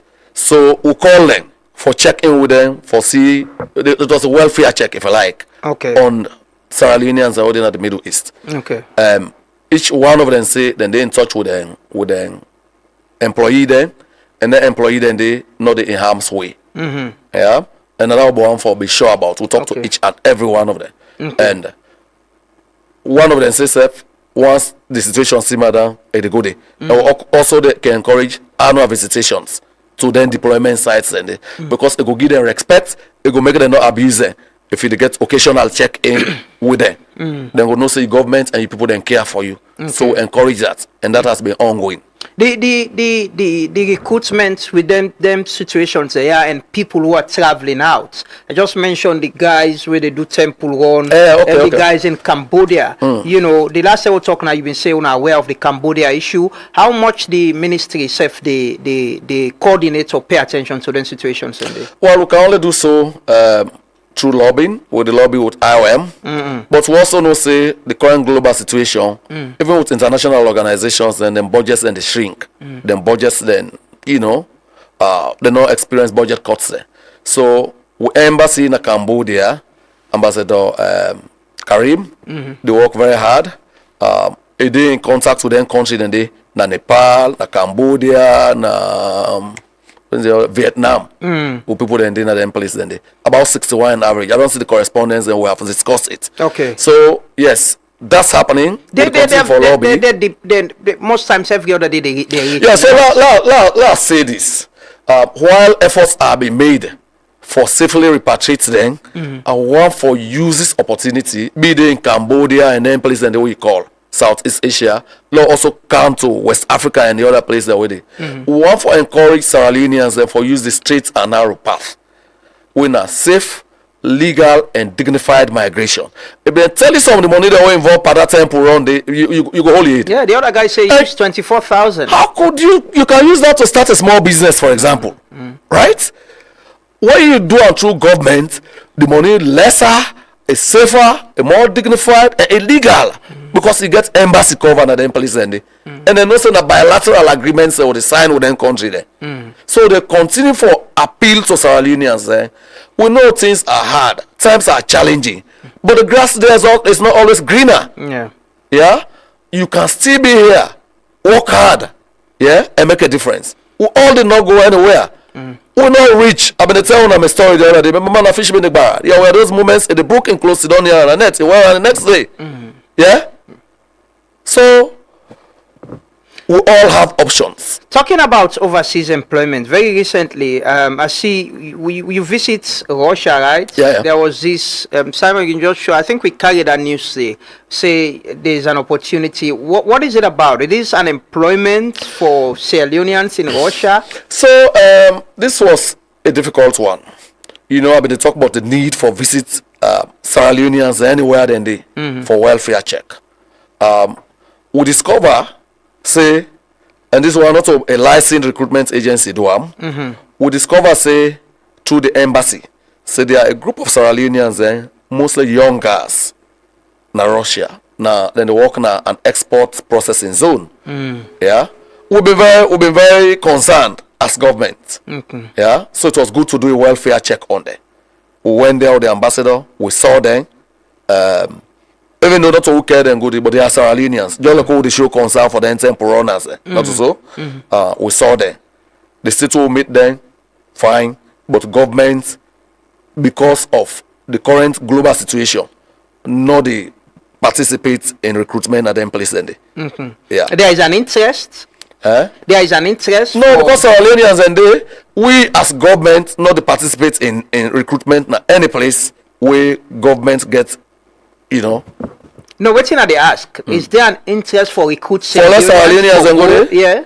Sierra Leoneans, but man, they go Cambodia and they go. What's in the no, other I mean name? through government system. No, through government. Government is not going to do that. No, but is there an interest? Is there a request? From Sierra Leoneans? No, from companies or whatever for employ Sierra Leoneans. Well, even if there is, Sierra Leone No, not get that can one we day establish first if there is? as a destination Can we where they recruit establish now. first if there is? Well, so the fact say other Sierra Leoneans are able to get today, they're able to get recruitment day, that means there could be opportunities. No, we're two but government no dey put hand for that one day now. Okay. Yeah, government no dey put hand for But that there's day a now. request. Well, we say the fact say Sierra Leoneans and the government not send the government not get a hand in and go one day, that means there could be other opportunities. Okay. But Sierra Leone government not dey participate in that day now. Okay, because there is this post from a website. It's called African Voices. It says, it asks a question: why is Sierra Leone supporting an increasingly contested program? Let me read through quickly. So I've read it. Yes, goes regarding the Alugba Start program. Sierra Leone now appears to be moving closer to it. For several months, testimonies, media investigations, and warning from civil society organizations have been circulating about the actual conditions offered to young African women recruited under this program in Russia. You know the status of them Sierra Leoneans and the way they We meet with them. Russia. We meet with them. We meet with They're them. comfortable, And they are meet with okay? them. They did not complain. They did not complain. All what they say as government, we will not participate in it. And that has to be very, very clear. Yeah? They did not go to government. Yeah? And there are a few things where we say land because we want to understand how they got there. But one thing I know, it was not through a registered recruitment agency. Yes. So people for be wary. I don't see few posts on Facebook mostly of Sierra Leoneans where they tell people and say there are employment opportunity in Russia. Well, you got it. Yes, so it's a marketing. I've seen it. Yeah, I've People seen should it. beware. Yeah. People should beware what they go for, be it in Russia, be it any part of the world. Yeah. Now, look at the one that will end up, who said they end up. When I listen to the interview, they say now they see on the internet. Yeah. Not to everything they see online where they take serious, so you have to do proper due diligence. Yeah. When it comes to we, how do we operate as a ministry? If you're in a recruitment agency, you say for example, you get an opportunity from anywhere. The first thing they do, when make we get missions there overseas, not so, would they send them to the Ministry of Foreign Affairs or they send them to Toko, yeah, the organized crime unit of the SLP. Would they send them to there? Then they do due diligence. We then come back to we, they say yes, we don't investigate this company there of good standing, A, B, C, D.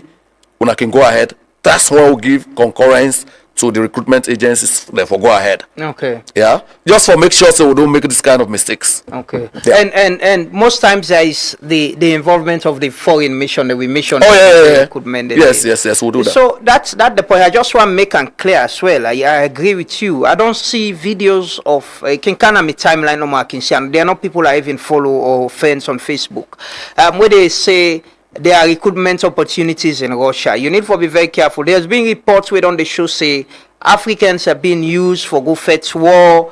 East Africa, Ghana closer to where we don't get a report than the Nigeria. So if you don't know what they go pa, be very careful. Otherwise, absolutely. Yes, otherwise you go be a victim of somebody go tell you say then get this better job for you and you go end up for fair tour where you know prepare already or know how for fair tour safe. Go show you how for far go no more pam then send you before. You go get problem. Mr. Minister, quickly, let's talk about the welfare of workers them. Like I said earlier, where you start where you can maybe they visit mines and side them where people and they work. And what's in now the progress with that? Has there been changes with how people and would employ staff them in terms of safety gears, in terms of the welfare, in terms of creating their own union, in terms of better conditions of service with what you try for do with the ministry? Yes, definitely. But challenges remain. A lot of improvement on there. If you open phone line, Boku institutions then go call and battle. So then they even write, then they write to me. Yeah. Then they put it on social media. Yeah. But Salon people there would pay more attention to the condemnation, the criticism. But that's okay. It makes us better. The problem is not go away it, but we don't make substantial progress. How you track them progress? And how they track you progress? Go back and check? Yes, I go back. They come back to us. They congratulate us. Like bring we I also go there this year. a group of people then say, hey, bruh, we not sabi that again. We solve problem na brewery, na British High Commission, na so, na Boku place there, na the mining companies all over the place, the industry there, we are all over the place. We have solved many problems. The first day account, the problem with the stadium in the go under reconstruction, now they have solved the first problem. Yeah, but these problems have persisted since independence. They will not go away today. But be sure you have a good man there who cares about social justice and other issues, and His Excellency gives me all the support. Go ahead, do the right thing by law, by Sierra Leone, and for the investor there, because we have to continue to be an enabling investment climate. We for continue for provider. Yeah. You know, we can't talk about workers and no member the people in way no job na corridors. Yeah. Mm-hmm. What is their status and what is government doing to help these people? This is a very caring government, like you very well know. We have remained engaged with Koidu. I understand the staff, they cut. They see the matter is progressing very well. Yeah. Other efforts are being made. Yeah. For make sure say the Koidu matter is resolved. Yeah. Yes. So let's keep it at that. For how long should they be waiting? Well, just how I wish they did not even have to wait. Yeah. Yeah. That's my first wish. I wish they did not have to wait. You said the tunnel can be too long. Is there a shorter Well, I know a lot of things are happening. Let's keep it at that. Koidu left assets, right? They left assets and everything. Is they under government in care and control? Yes. Should they be hopeful? I don't talk to my colleague Nakono several times. These people have concerns. They must listen to you or they watch you or then go share these videos with them. Should they be hopeful? I talk to them regularly. What's the hope they give I talk to them regularly. Okay. What was it? Last Saturday, I met with the leadership. Then can't find me. We literally spend the whole day home. Yeah, so they talk to me regularly. So nothing no they want for telling, what not don't tell them, what I need for can't talk. No, what you want to tell them now in the public? This I don't tell them though. Matter. Should they be hopeful? Is this gonna resolve soon? Well, government cares. The matter is in court. Then brief me say it's progressing very well to their liking. Yeah. So that is one reason they should not only be hopeful, they should be confident. Do you think this could have been handled in a different way, in another way, if with hindsight and then if you get opportunity or similar thing happen? I don't think it could not have been handled better than this. The engagement started 6 or so months earlier before it finally combusted. Yeah. So 6 months earlier, everything was on the table. I don't want for going to die again. Yeah. But I don't think it could have been handled any differently. What's in on the part of the ministry? On your There's own nothing that we ought to have done that we did not do. And that's why they've never faulted us for not doing the right things. On your own part, what in you they do likewise with this kind thing will happen so for prevent not happening? Oh, so you may so what can I mention say end of service benefits business. Yeah. Yeah. So I say look, if we be not ensure say every completed year of service, then pay you keep your money, or if then they keep and safe, would they make sure say the money physically they in the hands of a board of trustees, not a part of operating capital. A day would they do daily checks on regular checks, monthly checks. Yeah, we could have avoided this. Now that make us say the other thing the ministry they do now. Yesterday we go a workshop. The tripartite partners there. Now that one for rollout. Okay. So that Lamran go wake up one morning say we not get adverts again. Let man go blue. Let man the blue. Let man catch in small thing. Okay. Yeah. Okay. So there are some questions I go on quick.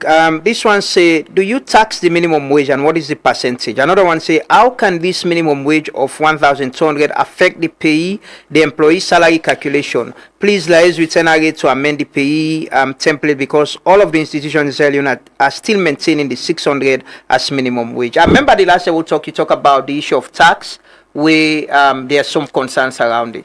Well, so they should have done that. I'm surprised they haven't, because me and the Minister of Finance get this conversation long before. The Sierra Leone Labour Congress is concerned. they are continuing to engage with the Ministry of Finance and the tax authorities, then things say they're not for taxer. But that's above my own pay grade.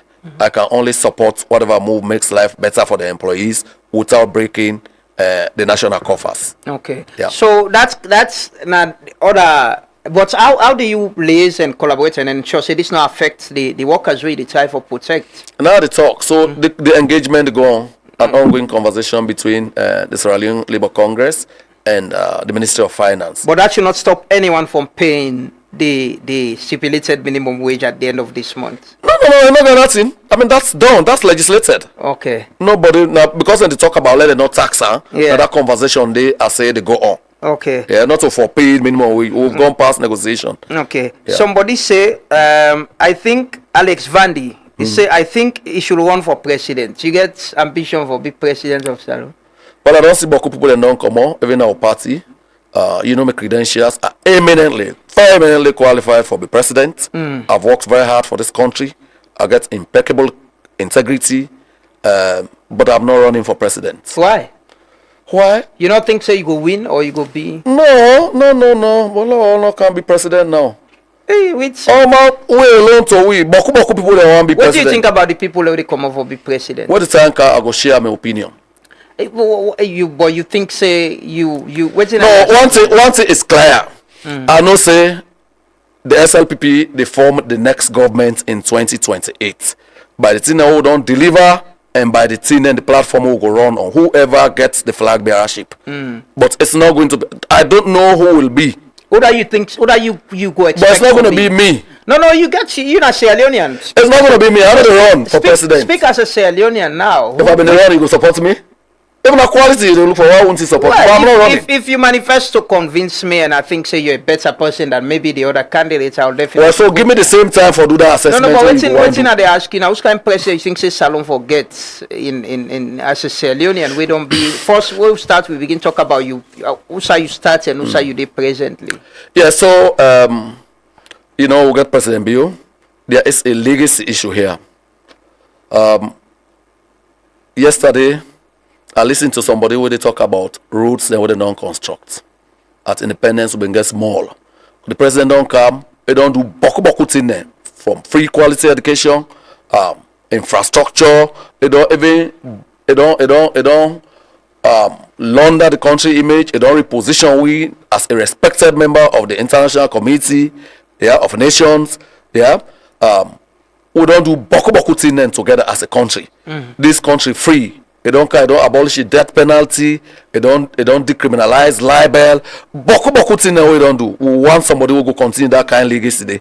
Yeah, somebody who don't show say they don't work for this country. They get record. President Bio had done it before. Yeah, at a very very young age. Yeah, he had an opportunity to have stayed on, but he valued the citizens' their commitment to democracy. He returned this country to democratic civilian rule. A lay foundation. Through exploratory talks for Lomi and the subsequent peace will get a handover power. I mean, what more credentials you need for somebody like that?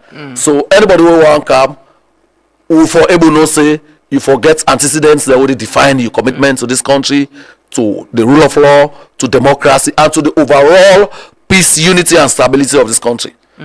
That kind of candidate now I go look for. Don't ask me who that candidate will be. No, you see that candidate now within your party. We are going to have it. The candidates and the you see and now with the one they don't come out. You get the VP, you get the chief minister, you get the minister of foreign affairs, Dr. Ali Kabade as well.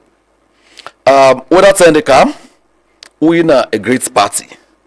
We get we then who solve problems. No, not a problem. It's I'm asking if them people and you don't see them. This then attributes. But just want to ask you if I've been around, you go support me. You say you don't see me manifesto it. So me say I don't see the manifesto. But you say you know they run. I don't see the manifesto. But you know that it. you're working with them. Yeah, no. But still manifesto now they determine what you want to do. So when I see the manifesto, then next time you ask me, I go talk about. So for now, you think say we get the people who don't come out, we get people who get their attributes and they will mention for lead this country. Yeah, I think so. You will support any one of them. Yeah, I'll go for support one over there. I know they always support one over there. I'm going to be on the campaign trail. We go form the intellectual vanguard of that campaign day. We will do everything legitimately possible for let the next government be SLPP again. So that's clear. No two ways about it. Yes. But you don't get candidates present or you don't get aspirants. No, because it's also important for listening to the principal.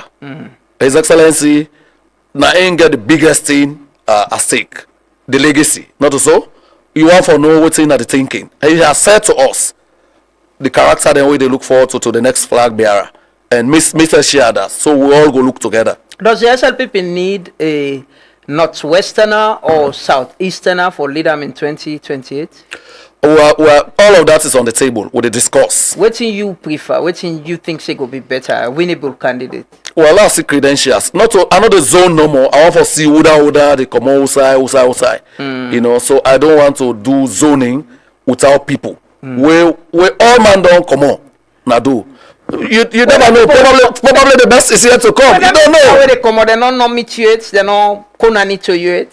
Well. You go come and not meet me. I talk to all man. Nobody not tell me, but I know say all man they run. Okay. But me that chief, if you want now, you can't put small thing at the table. Okay. We'll start a conversation. Okay. Well, thank you so much, Mr. Minister. But before we end, I just want to end with the work permit. Possibly a reminder. Waiting. People already being foreign nationals for car work here. Waiting the need for understand and how they need for go through the process. So the people there, I want for reaffirm say salon open for business. His Excellency President Bill has been working very hard for present this country as an attractive investment destination. I would see the payoff. Factories are opening up, companies are coming in every now and then. We just say we can like in every other place, Lord and there. We require you go na National Civil Registration Authority, go obtain your NIN number. Not so. When you come out, go get your resident permit. When you come out, go get your your work permit. Yeah, all of them are not thing you get for the waka. You do most online. We camp residence and work permit. You do online. You don't have to come to us. Yeah, all the things they upload down. We'll go evaluate them, we'll take a decision on them. Yeah, they issue the card. So that's important. Failure to do that for comply, we'll catch you for non-compliance. Now $5,000 if they work now illegally, you where they do the work, $5,000, you will employ $5,000. I want for advice, not a warning at this stage. Now our advice, I know say we business people that are good and responsible corporate citizens there. I want for encourage them very strongly for comply. Playing days are over. And with mobility we don't get now, my team, the immigration team, will get to every place. So no more hiding place. Okay. Finally, my colleague na Tongo Radio just sent me this message. Say I ask about Serial Diamond Limited company. Say because people on day over 1 year without salary and the workers and they complain every other time. Yes, I know about that situation there. From where I go there a couple of months ago, I engage them. I establish direct contact with the people then do some small intervention, pay something that will be due. But I think they said they get challenge, the investor then they get challenge, will they continue for engage them. But they're not abandoned them. They are in touch with them. They can't try, they will put pressure, they can't give small thing. Yeah. So the Ministry of Mines, now then they directly would say me they come in because they can't pay employee and other welfare issues there. Okay. So that conversation they go on. But like I say, this is what they roll out. Now they go make sure say them people then go don't work, they're not able to pay the end of service benefits yeah, in contingent times like this. So if not been that time we don't roll this out, we just look back, yeah, we pay all my what they do. Okay. So, so this will bring it for be a real big game changer, another big game changer. Okay, we listeners na Tongo where they listen the workman them on a from the I feel for them, just like what I feel for the Koidu people then. Then get families then, then get dreams then get hopes then get aspirations then. That is being disrupted. Same for Koidu, same for other people then at Tongo. But I want to assure them say government they very, very actively engage with them is the situation and they with a view of resolving them. Okay, thank you so much, Mr. Minister, the Minister of Employment, Labour and Social Security, Mohamed Rahman Sware. When they talk about the, sector, the labor and employment sector, and also the work permits, the online work permits, we then the rollouts and the supports we then don't get. We'll take a quick break. We'll expect to get the Chief Immigration Officer, the CIO, unfortunately couldn't join us this morning, but we'll take a quick break. They can shortly continue for Stay With We. Orange Maxit app, they give you more sweet special features we designed for make you life simple. No miss events. Buy tickets for concerts, sports match, or any show directly from the app. Enter the marketplace, shop latest products them, check special offer them, and enjoy exclusive deals. If you make mistake on transaction, no worry. The app gets instant reversal feature where they give you control over your money. All the special features, yeah, and more they waits for you inside the app. Download Maxit now and enjoy the full experience. Orange Maxit gets flexible data and voice plans them we go fit you lifestyle. Try the Colat Mini for just 70 Leone and get 2.5 Mbps speed for 7 days. You can need data anytime. Your bundle they give you fast internet anytime you day. For you can prefer customized plan. Your own bundle they make you select the exact data and voice package where you need. Find the best data and voice option now on Maxit. Download the app and stay connected. Orange. Are you tired of waiting in long lines at the bank? Say hello to OmniLite, your ultimate banking solution from EcoBank. With OmniLite, managing your finances has never been easier. Here's why. OmniLite allows you to enjoy easy access to your account information across multiple countries. Monitor your accounts in real time from the comfort of your home or office. Rest assured with OmniLite, all your online transactions are guaranteed secure. Do you need to transfer funds? No problem. Whether it's domestic or international, OmniLite has got you covered. Make multiple payments effortlessly with our convenient multiple transfer service. And paying bills is a breeze with Quick Bill Pay. Plus, schedule future payments hassle-free with standing order. Want a checkbook? Just request it on OmniLite and it will be delivered to your doorstep within 10 working days. Experience the convenience and efficiency of OmniLite today. Visit us online or at your nearest EcoBank branch to learn more. A better way, a better Africa.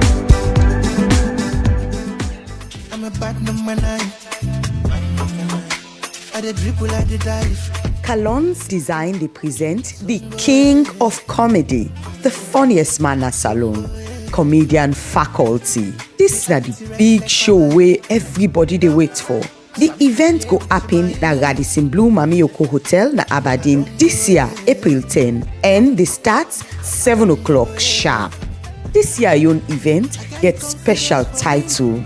We call them the DNA edition. It go loud, it go sweet, it go full of serious laugh. Ticket and day for sale as follows. Diploma, 200 leones. Degree, 500 leones. Masters, 1,000 leones. PhD, na by donation. If you want laugh, so tell you belly arts, no miss this one. This them now we sponsor. For sponsorship and more information, call now and make your own brand join this unforgettable night with comedian faculty. See you on the 10th of April.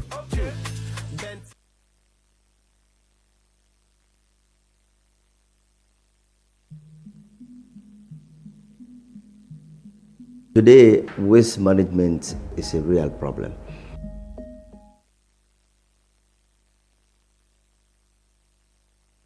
I'm on. You no get EcoBank branch near you? No wahala. Just waka go na the nearest EcoBank Express Points. From cash deposits to withdrawal, Express Points agents them ready for serve you. Whether na the EcoBank mobile app, USSD, or with your debit card, you go pull cash fast and easy. Need for pay you bills, school fees, light bill or taxes? Do all that na the nearest Express Points. Want send or receive money across Africa? Just use Rapid Transfer. It work na 33 country them, just go na the nearest express point. You fit redeem token where you get from the app or USSD. Guess what? You don't even need a bank account. Just carry the code go na the express point and collect your cash. Plus, agents can help you load prepaid card, and if you low on airtime, no stress, no worry yourself.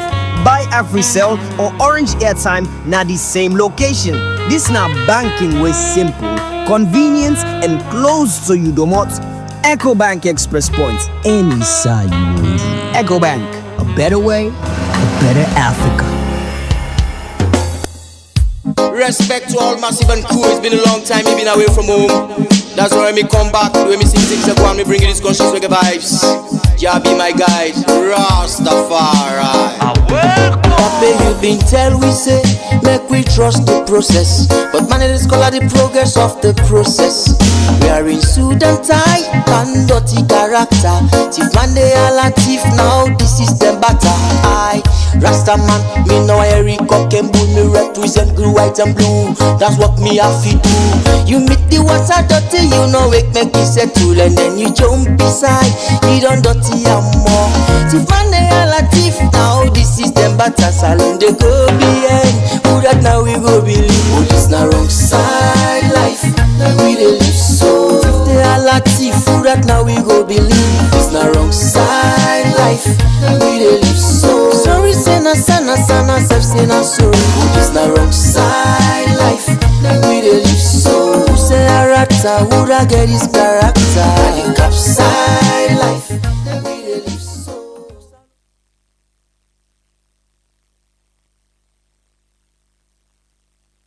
When I was a child, my grandmother, Mama Geneba, led me through jungle path to a small village in Kailahun called Sami, where she showed me coffee and cocoa plantations she promised would someday be mine. Then I became a boy, and my father took me fishing in rivers that flowed from Sierra Leone through Guinea and Liberia. I am a man now, and wherever I go in Sierra Leone, I am pulled by meandering rivers, islands of coconut trees, and vast sandy beaches. So wherever I go, and have been to many places, this is home.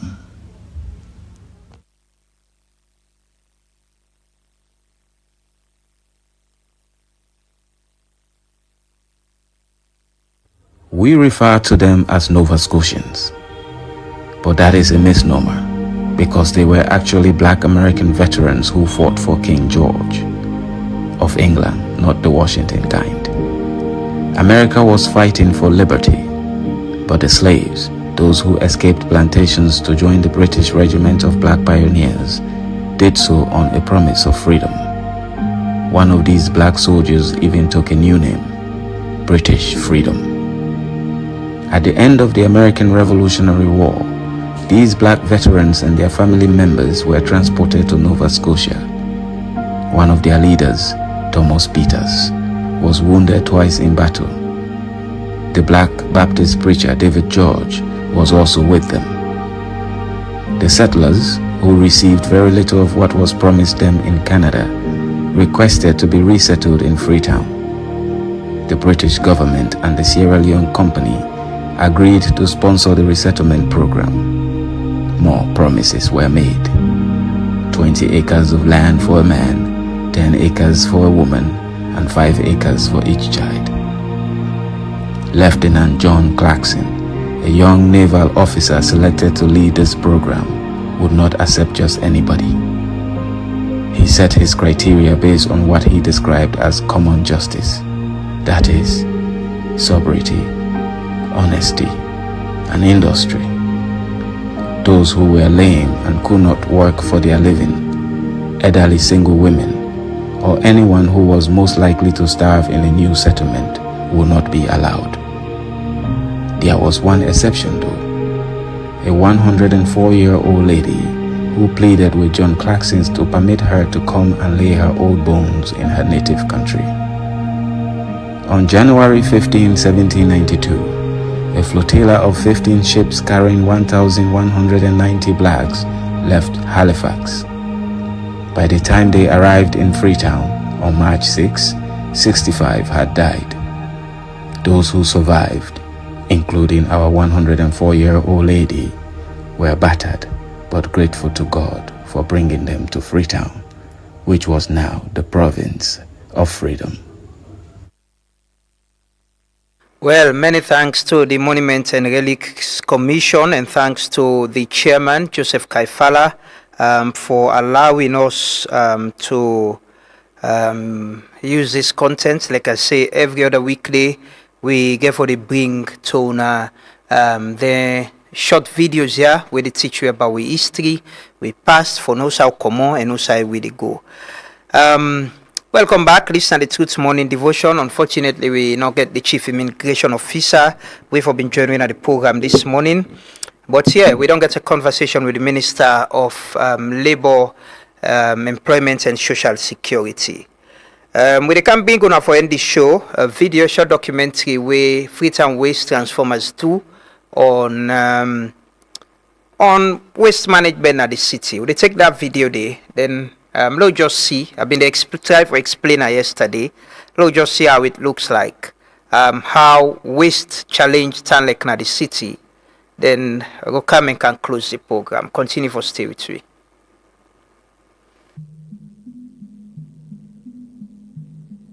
Today, waste management is a real problem. This is an age-old problem, I must say.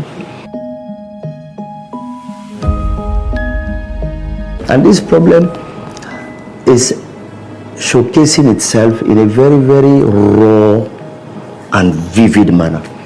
Today, if you go around Freetown, it's not a very good sight to see. Waste management is a crisis. It's a national crisis, and it's really been this way for over a decade now, and it keeps getting worse. In general, it's clear that it's not new. Waste is a huge problem within our different communities. Our households have filled with waste from streets that are clogged with gutters that are clogged with plastic and a lot of other things. The data speaks around 130,000 tons of waste is generated annually in Sierra Leone, and only 6% of that waste is recycled. It's a huge gap. It means waste is still in our households, it's still in our landfills, and still in our waterways.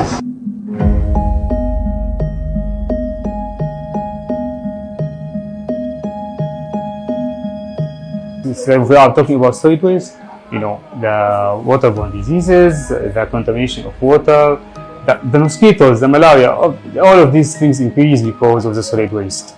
And when we go to the liquid waste, which is our topic here in Kingdom, you know, the main thing of this, the importance of safely managing the sewage water or the fecal sludge is to prevent the contamination of water resources. So if you see here in Freetown, most of the research or articles say that 95% of water is contaminated in Freetown. So 95% of water that you receive in your house or sold to you in bottles, most of it is contaminated. I think there has to be a call to action, a rallying call to help to shift the mindset of the people in what we have to do on waste management. You know, the situation is really dire. And I think if us, or collectively, from each individual to private sector to government entities and you know, the relevant authorities don't put the actions in place, coordinate the efforts to raise the alarm on this dangerous situation, I think it's even going to get worse. So in short, waste management is a crisis.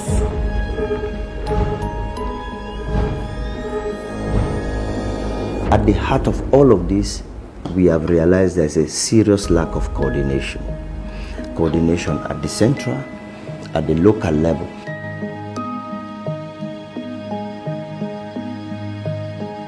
How do we build public awareness around this? for Sierra Leoneans to know that both liquid and solid waste have serious health risk.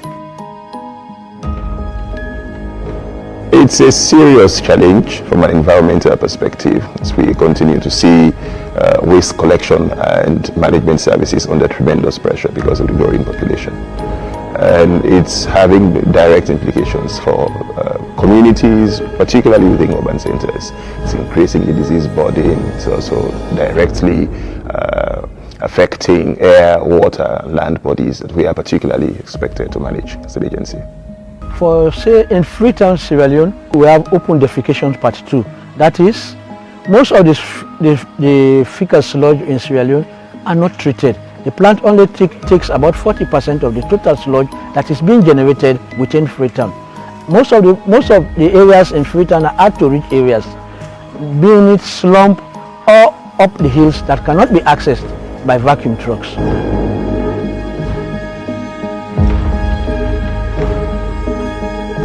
What we found out is that the waste management systems are really overwhelmed as a result of natural environment factors and as a result of human-induced behaviors. And this is costing individuals, it's costing the society, it's costing government. And what we noted as well is that there are governance issues to do with poor management, lack of coordination, limited awareness raising of critical issues to the community people. So what the end result is that waste management is overwhelmed, and during the rainy season when there is excessive flooding, you know, the waste is just pushed into households, pushed into shops and markets, and the cost is huge on Sierra Leone.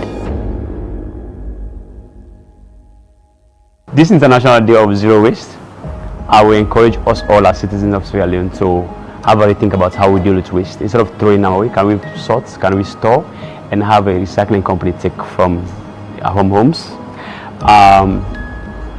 I also would like us all to have a rethink about our notion about products that are developed from waste.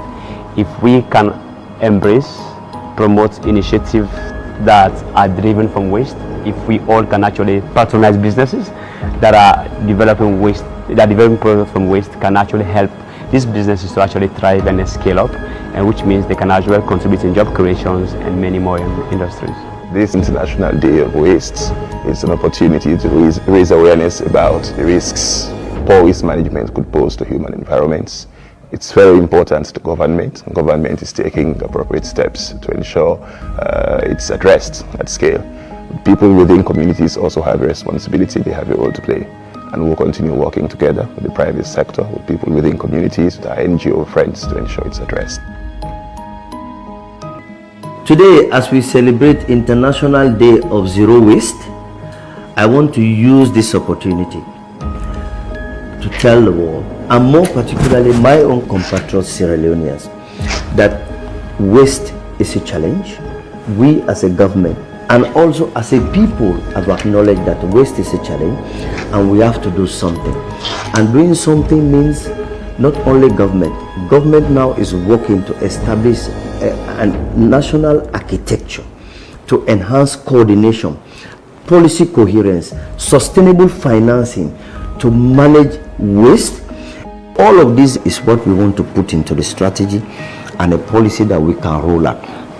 And we set up a coordination framework that will have two levels: a strategic level, a council where I can sit with respective ministries, and then an operational level, which is a form of a secretariat that will then ensure that coordination at the local level takes place. So this is something that we are currently working on. This is something that is not only close to my heart as a vice president, but it is something that is close to the heart of government, and government is taking every step to make sure that we manage waste on a sustainable basis for the health of every Sierra Leonean and for the planet. Thank you. My rallying call to everybody every single one of us, residents across Sierra Leone, public actors in government institutions, whether it be at ministry, whether it be at local council, whether it be at department and agencies. I'm also talking to our development partners, NGOs, civil society, everyone. If we really haven't taken waste management seriously, I think now is the time. We're in the middle of a crisis. The data is there, it's visible, it's breaking down systems, it's impacting our health, it's impacting our infrastructure, especially during the rains. We are in a national waste crisis. So my rallying call to everyone is let's think differently. Let's be intentional about the things that we do regarding waste management.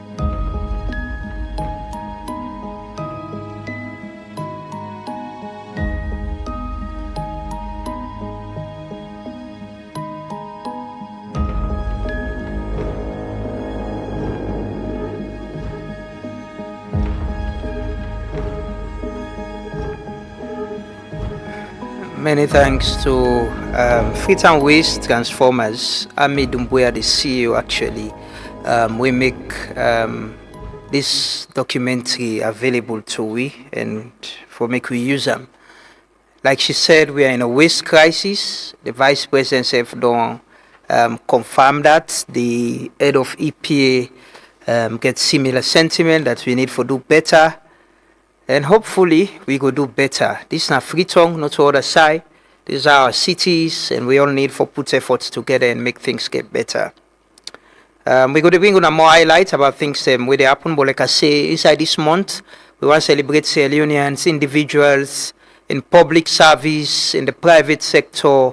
Now we security forces, security sector, academia, teachers, lecturers and all. If you think say there is someone we need for spotlight or you want to talk about, we go announce a way you go either you write a letter for show that person, tell them how much you appreciate them, or maybe send an email or send a voice, a video. We go find a way for celebrate them as part of this month, because we want to celebrate people and we don't do well for push this country go before, despite all the challenges they will get.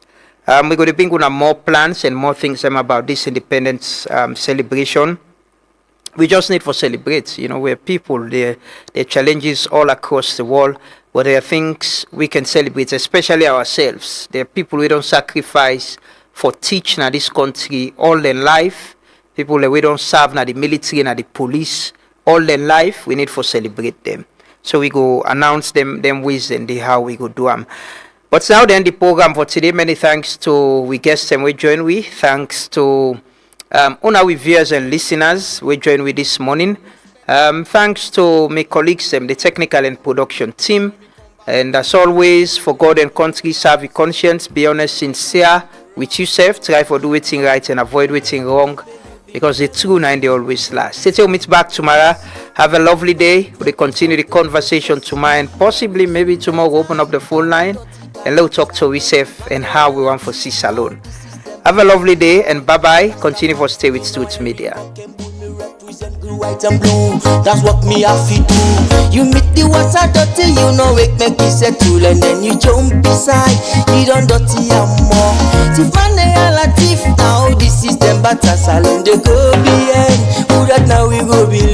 Oh, this na wrong side life, now we dey live so. Tiffany and Latif, who that now we go believe? This na wrong side life, now we dey live so. Sorry, sana, self say na sorry.